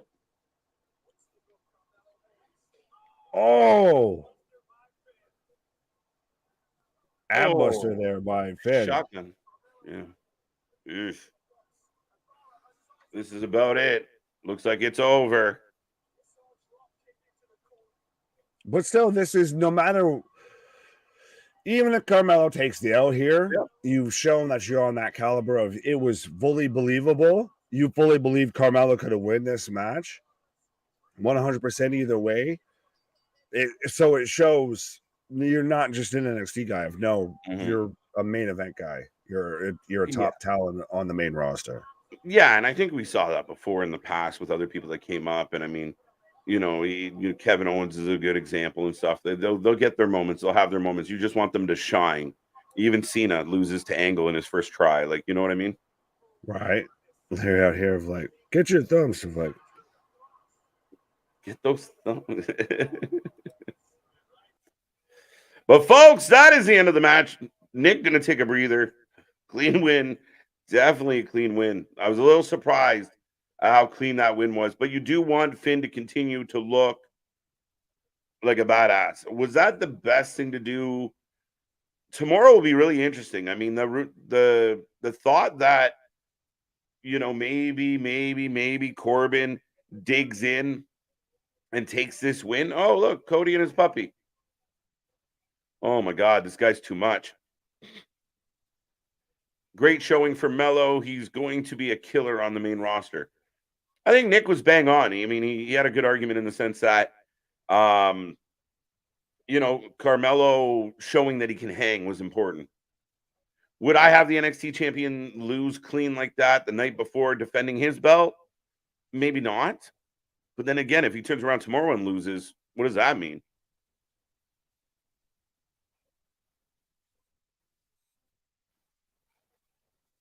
Nick is smoking. Smoke coming out of the ears, right? Yeah, I guess Braun done something wrong. No, Braun Braun is got his neck fused. That's what he did wrong, is he mangled up his neck. So Braun will be, unless you're talking about Breaker, sorry. Braun Breaker, no, he's still around. Braun's still involved. Braun's still gonna do something. And I think Braun had to find who he is now. Dakota turns sideways. She disappears. That's a true story.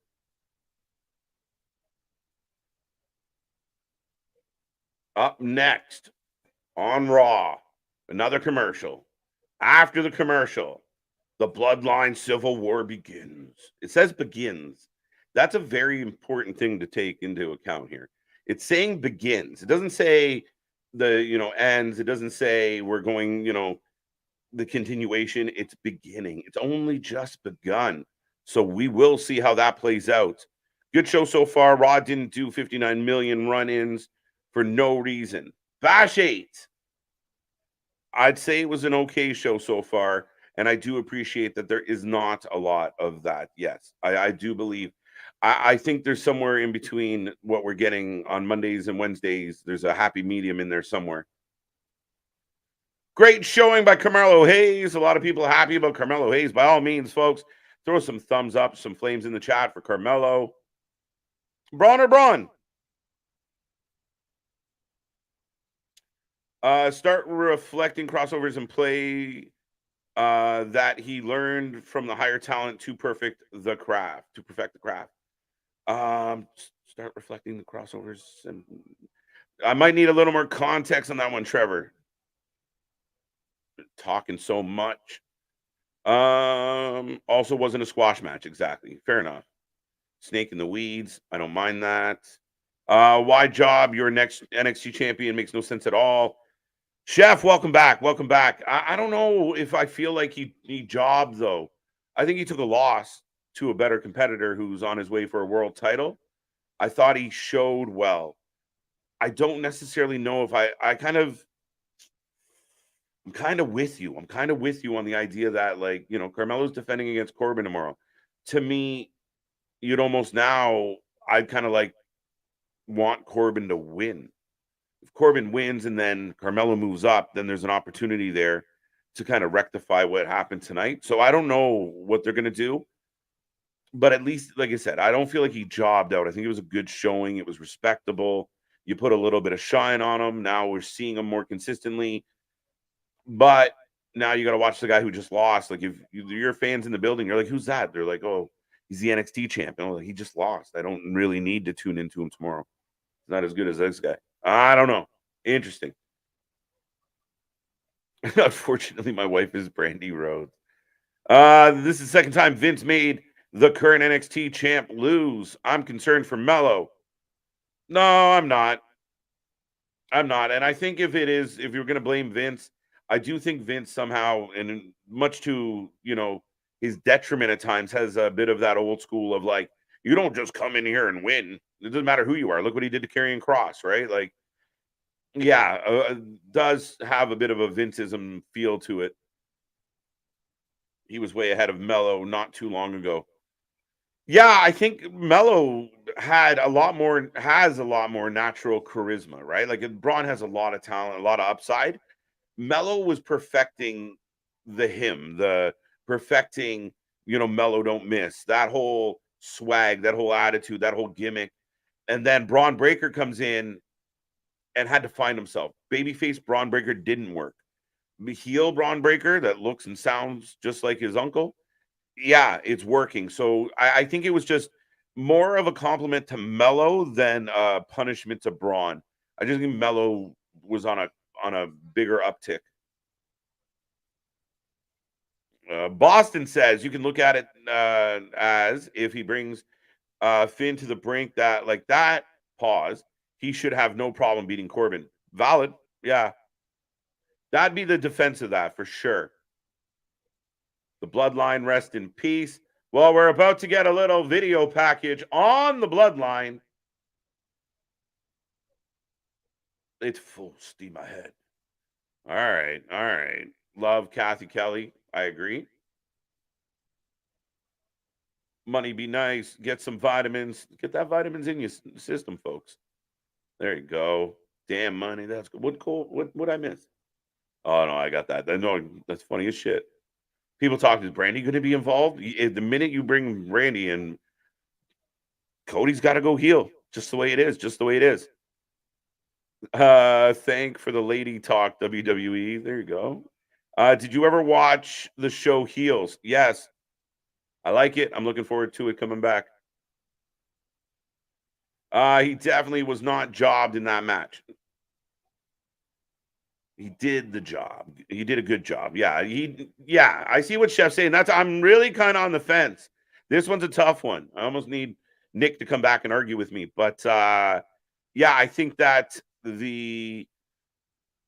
I don't love it. I mean, yeah, he had a good showing, but again, tomorrow night he's supposed to be defending that title. I don't know if I would have booked him in a good job. You know what I mean? So I'm kind of seeing it that way, very much so. I get both sides of this argument, but my preference would have been, I don't know, maybe he wasn't in a match tonight. The Bloodline Civil War begins next. So now we're getting the replay of Solo just destroying people. KJ, I say Corbin will mock him for losing before the match. Then Melo beats Corbin. Yeah, if you were going to put money down, Corbin seems to have more of a losing streak and a losing trend than Carmelo. So I blame Vince for my non-payment of blame Vince for everything. We are back from commercial, says Aaron. Yes, we are. I missed the big bad booty daddy promos. His math was always top notch. Yeah, I mean, classic James, classic with Scott Steiner. Right now, we're getting the kicks on Solo.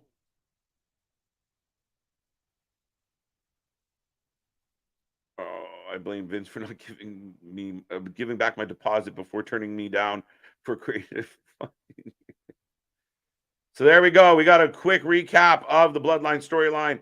Roman is returning on Friday, so that is a very important note for everybody. We will be here live for that one, and hopefully there's some more action to come.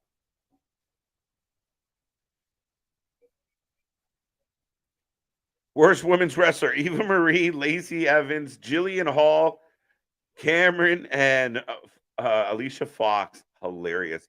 I might agree with Eva Marie being number one, though. I really think you're onto something there. Now we're getting the rundown of Money in the Bank. So, yeah, a bit of a lull here. We got a little bit of time left on the clock. I'm not even sure what's happening. But NXT is supposed to be developmental brand, correct? So why is it inconceivable for the champ? Yeah, and I think for me, it's just a timing thing, Boston. I'm not mad about it. I really liked the match. I really do. It was a fun match. Carmelo did well. I'm okay with him losing. I just don't know if today. That's what I said. I'm really torn on this one. I could be swayed. I could be swayed for sure. Solo is a chicken. Tell me more. Wrestling has more than one. There we go. Cody Rhodes coming back out. Can't even remember who the guy's fighting at this point. I think Solo turns on Roman Reigns at Money in the Bank pay-per-view. No. Maybe. I don't know. I feel like there's more to come with this. Hold on tight. A lot of speculation and rumor. Is Roman going to add more pieces, more people? Maybe. We will find out. If you don't do a little change, what is the gold rush for? Okay. Button Bean could be ladies champion. Butterbean? Button Bean? Button Bean, my favorite. Yeah. Thank you. Cody Rhodes. Cody Rhodes! Losing the night before the title defense isn't a good look for sure. Yeah, I mean, I don't mind him going under. I don't. I wonder if tonight was a good night to do it. The argument from some will be that, well, does it really matter in comparison? And if they are in the short term planning to get him up to the main roster, then WWE consistently will treat it like a separate entity, right? So, I mean, the bright side of this is they didn't change his name, at least not yet. Solo ate a whole chicken. Okay. Was it for good luck? Is it too early for Solo to turn on Roman?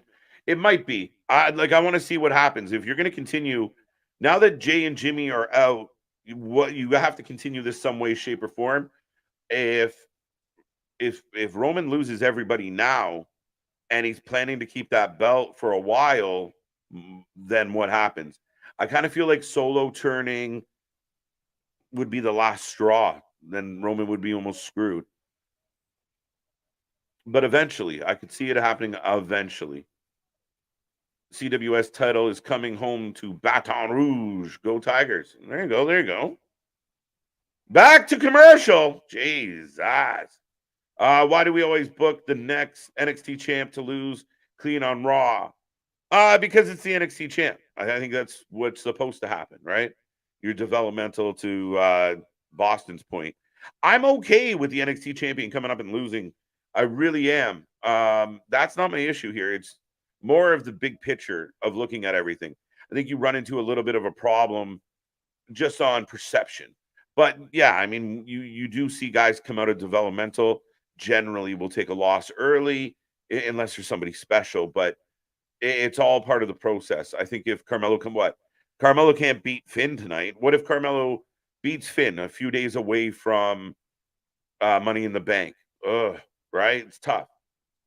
Vitamins in my soul, something, something, fill my bowl. Take it. It wouldn't be surprising if Corbin won tomorrow, to be honest. It'd be really interesting. It would, Boston. It would be really interesting. I'm kind of for it, to be 100% honest with you. I'm not completely opposed to the idea that Carmelo could drop this title, especially because, like you said, it feels like they're integrating him more and more with the show. That would make sense. And then maybe he has some part of Money in the Bank, or maybe Carmelo has something to do next week. Finn loses to Cody, but next week Finn comes out complaining, Carmelo shows up and is more of a mainstay as he starts taking on somebody like Finn. It might make more sense for Solo to turn on Roman at Royal Rumble. Yeah, like I said, I kind of agree with you, TJ, in the sense of too soon, right? Like, what do you do with the Bloodline storyline if it all falls apart, right? If it fractures and you lose people here and there and you build storylines, like I believe this Civil War, it's just beginning. It could go, I believe it's going to go to at least SummerSlam, but it could go to Fastlane, it could go to Survivor Series. We can drag out the Uso Civil or the Bloodline Civil War and Usos being at odds with Roman. If you're adding more people, if you're taking more people away, it'll be very interesting on how long. I don't know what their plan is, and I don't want to know. I kind of looking forward to finding out. Chef, I always say that you really, really notice the commercials during these, like the lulls in the show. Like they're not giving you a whole lot between the commercials. Becomes the problem. Commercial, nothing. Commercial, nothing. Commercial, nothing. And that's been the problem, at least. Like if this show was doing all right and being, a decent show, not a great one, but a decent Raw, I think over the last little bit, it's crawling to the finish line. Honestly, the most exciting part of Raw tonight was me and Nick arguing over Trish Stratus and Becky Lynch. Have Corbin win not clean, and then have it set up Mello and Corbin again in the Great American Bash, where Mello screwed again, and then brought up SummerSlam with Braun. Okay. Have Corbin win not clean, and then let him chase it. Yeah, that could be a possibility. And you saw the old pattern with NXT was it was 2 losses. You had to win and then win the rematch to solidify yourself as champ. You saw it with a lot of the guys who ended up moving up, KO, even the ladies, Bailey and such, where they lost their belt, they went back. Asuka, I think, might have been an exception to that. Family getting fixed. We'll see. Here comes Damian Priest. That's really cool. I like that. Cody Rhodes versus Damian Priest should be good. Yes, folks, get your predictions in. Let us know how you're feeling about the match. Let us know how you're feeling about Raw tonight, and who are you taking in this one? Would you be fine with Cody Rhodes versus Damian Priest? Yes. I like Damian Priest. I think it's going to be a good match. I don't know if we're going to get a winner in this one. This one's a tough one. Cody's not losing. I just don't know if he's going to win clean. Maybe Simone SWAT team interfere at Money in the Bank. Solo saves his brothers. Samoa SWAT team joins Roman. Yeah, I mean, possibility. I could still see Solo staying loyal to Roman in the interim. And maybe if you carry the story, so you add 2 new members, the Usos look screwed, and then, yeah, Solo says, screw it, I've had enough. Yeah. Maybe just not all in one clump. Spread it out a little more, Mr. Steve. I guess the best thing they could have done, KJ, is never booked the match with Finn and Mello. Maybe, right? Like they put themselves in that position of, you're like, what are we really getting out of this? Now, if you wanted a chance for Finn to get in the ring and look good and get a win, great. He did that. Now, we will see what happens. But, yeah, I'm okay with it. I don't hate it. I just, don't love it. Not Cody for the win. Got Cody for the win. All right, got Cody. That makes more sense. WWE storylines always nexted Friday. Okay. Cody Rhodes for the win. Hey, KJ, does Canada accept the Discover card? Yes, I believe so. Cody for the win. I think you drag it out to Survivor Series, and that's where Solo takes his brother's side, which leaves Roman alone for Cody to take his belt at Mania. Could work. Yeah. That's kind of how I feel Boston overall. I think it definitely feels like it's going to go for a minute. We definitely know. I mean, it'd be surprising to me if they change directions before SummerSlam, and then where do you go from there, right? You still have Jimmy, you still have Jay. Then maybe one is at SummerSlam, one is at Survivor Series. I don't know. We'll find out. But we got the start of the match. Damien taking out Cody early. Roman and Wise Man sharing ice cream bars. Back to the bars. He gave Braun. Be the one who screws. Could it have Braun be the one who screws Mello at the Great American Bash so those two can feud? I think Braun's kind of messing with Ilya, if I'm not wrong. But yeah, I feel like there's something there. So we'll see how that works out tomorrow. This guy has come so far since Punishment Martinez. Oh my God, has he ever? And I liked him as Punishment Martinez, but if you guys go look at the before and after pictures of Damian Priest, whew, night and day. It's almost like Gunther's. You go look at old Gunther pictures.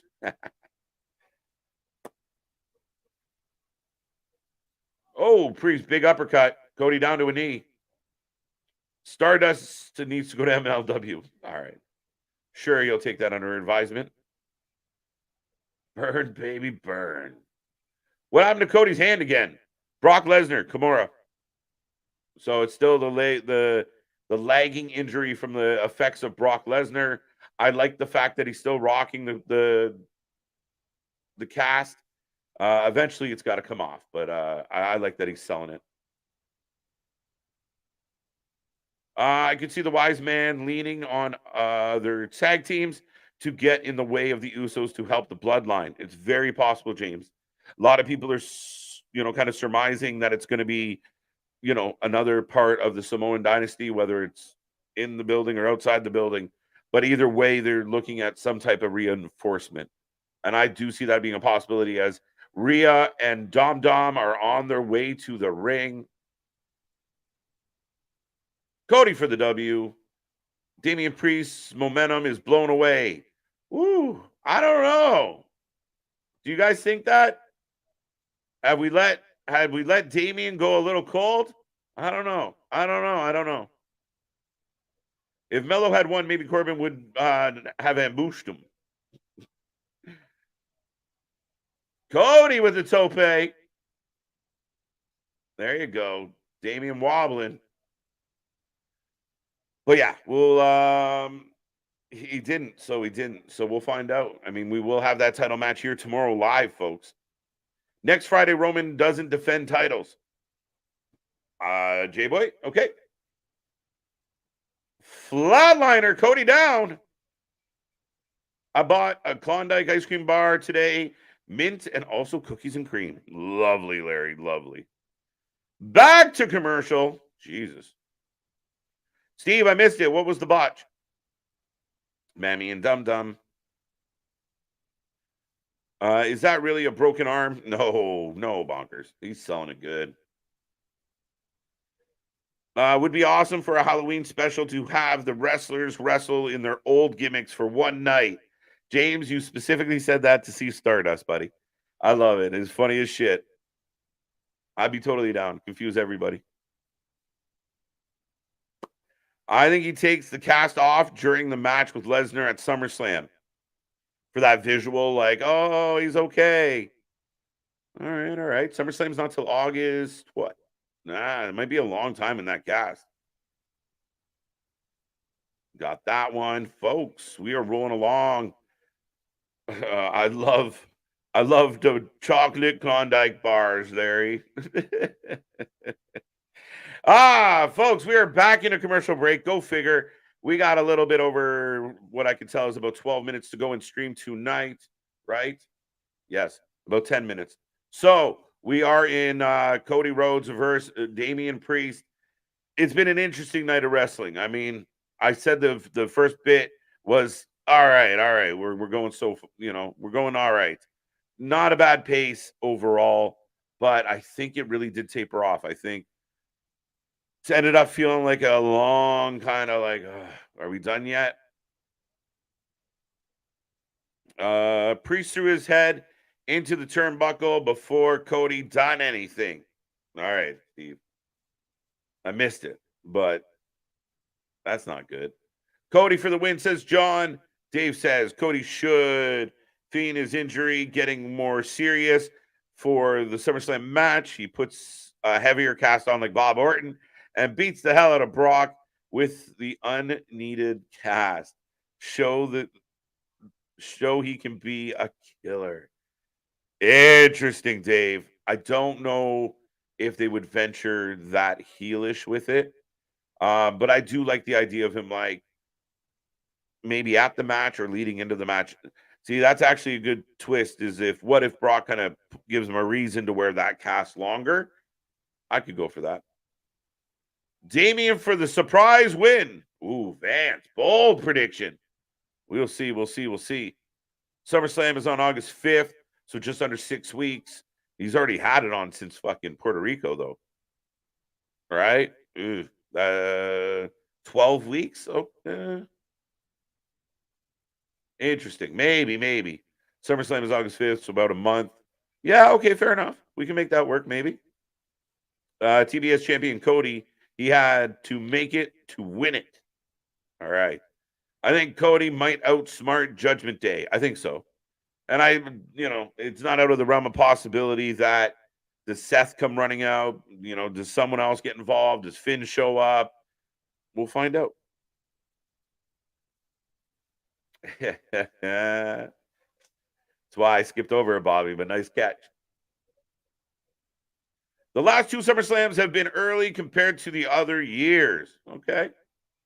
I'm trying to remember off the top of my head, but we will be here live for SummerSlam as we will be here live for Money in the Bank. It's going to be a long Saturday for us here on the channel, folks, as we got Money in the Bank and we got Collision, and who else knows what else is on that day. So stay tuned. We got a lot coming your way, a lot of content popping up. So keep giving us love and watch us grow. We're like a chia pet. Just keep feeding us. We'll be good. We might get Logan Paul versus Bad Bunny at SummerSlam. I heard that rumor. I don't know how I feel about it. My opinion is that Bad Bunny and Logan Paul both need to be in the ring with somebody that can carry the match. I don't know if either one of them can be trusted to carry the match. It'd be very interesting. 2 count for Damian Priest, by the way. In the next few years, will SummerSlam turn into a 2-night event? I hope not, James. I hope not. As one of the people who are still not a big fan of a 2-night Mania, I don't know that I want a 2-night anything. But that's very interesting. I think it would be, to me, it's real hard. You take away from Mania if you start adding 2 nights to additional pay-per-views. Is your argument you could do it with all the big 4?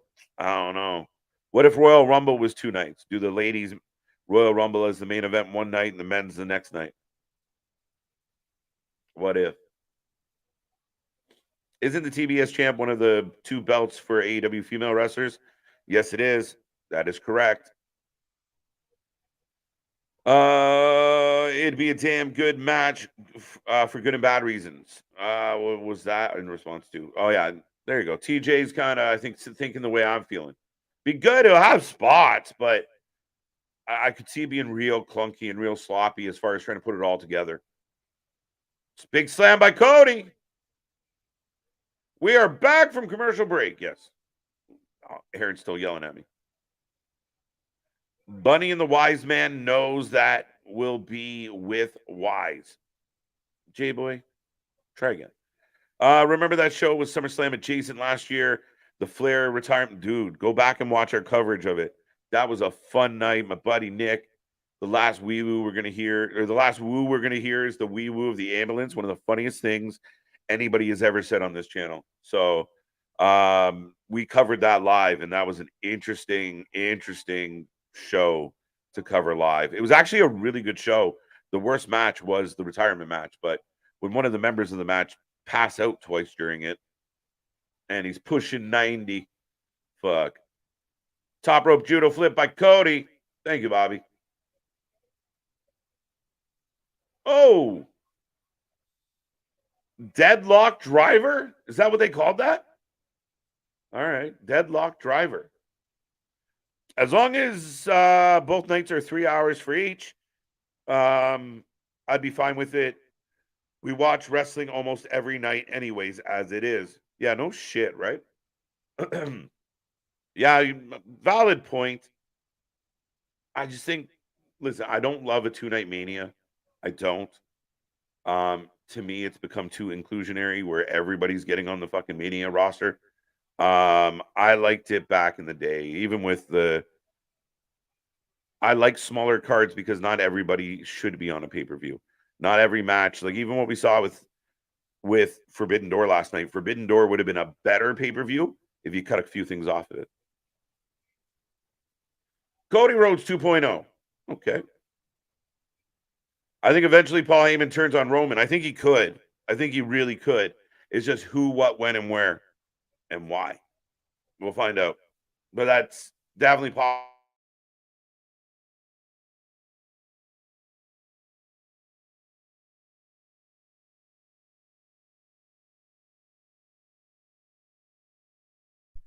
Priest with another 2 count. Paul versus Bunny would break the internet. You're not wrong. That's the intangible here with that one. But they're going to have to show up and show out. And I don't know. That's why we see them in tag matches or street fights. Now, Logan Paul's had a couple good matches, I would say. I mean, him and Seth went well, but was Seth carrying the weight? I would argue yes. Can one of these two men, would they be able to navigate a wrestling match without that experience? Dom grabs Cody's foot while Rhea's distracting. South of heaven. Cody with a 2. Cody with a 2. Or Damien with a 2. Cody with a kick out.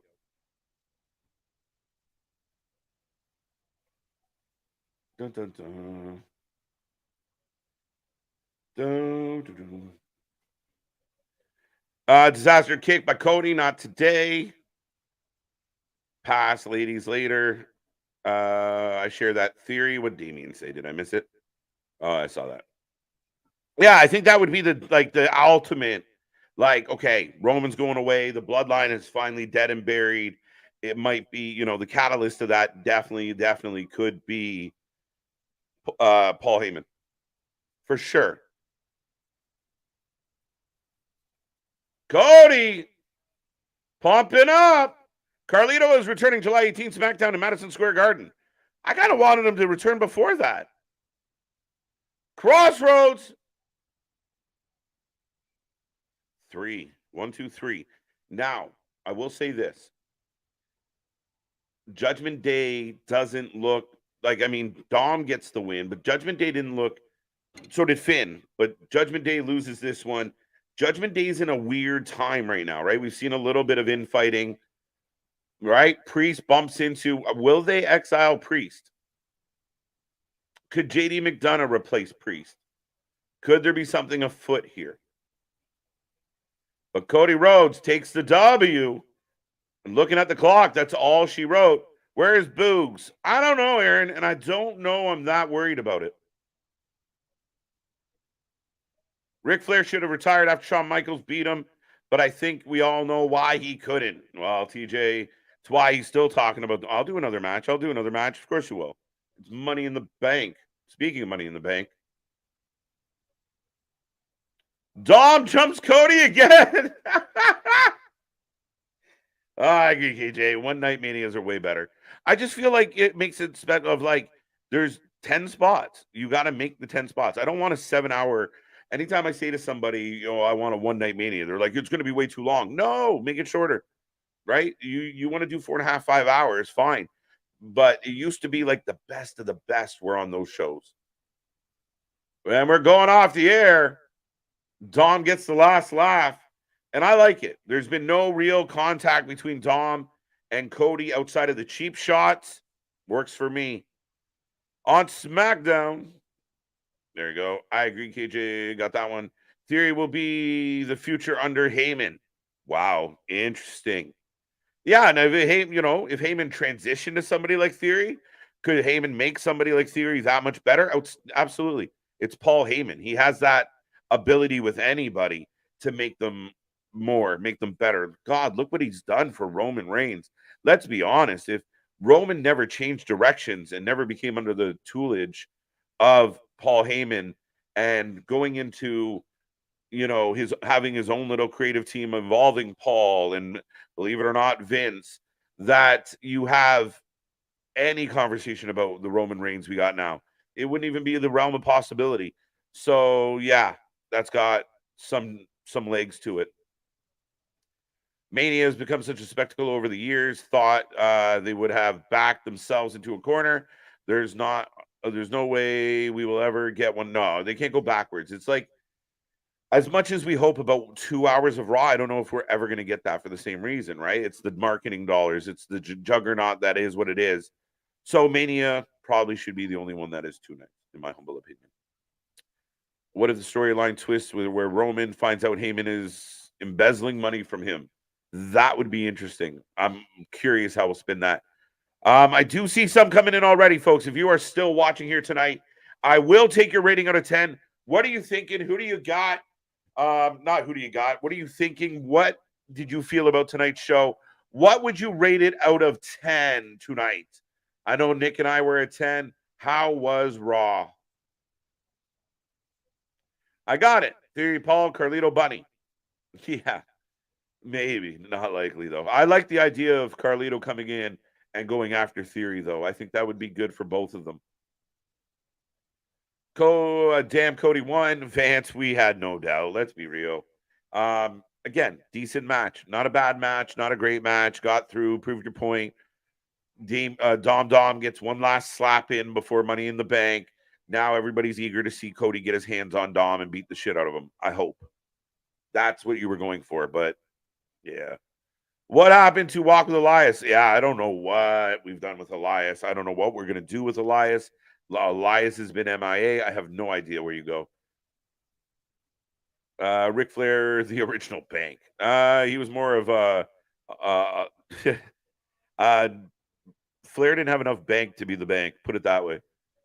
Edge, Spears, Balor. I have no idea what you're saying. WWE stands for Where Was Elias? Yeah, no shit. Raw is getting a 6 out of 10 for me. It was okay. It was okay. 6 out of 10 from Damian. 6.75 from Larry. Feeling a little more generous. 6 from Vance. 6 from TJ. So everybody kind of, there you go. Money in the Bank there. Be no hit and run for Dum Dum. It's just, yeah. So I think they've done well here, Bobby. Say what you want. Cody's super over. Dom's super over. Dom right now has got 3 cheap shots in, and he's about to pay the piper. Show was okay. I'll go with a 7. Aaron gives it a 7. All right, fair enough. 8.5 out of 10. 10 out of 10. Trish looked amazing. Now see money. As the guy that got in a screaming match about Trish Stratus tonight, I think that's a terrible reason to give this show a 10.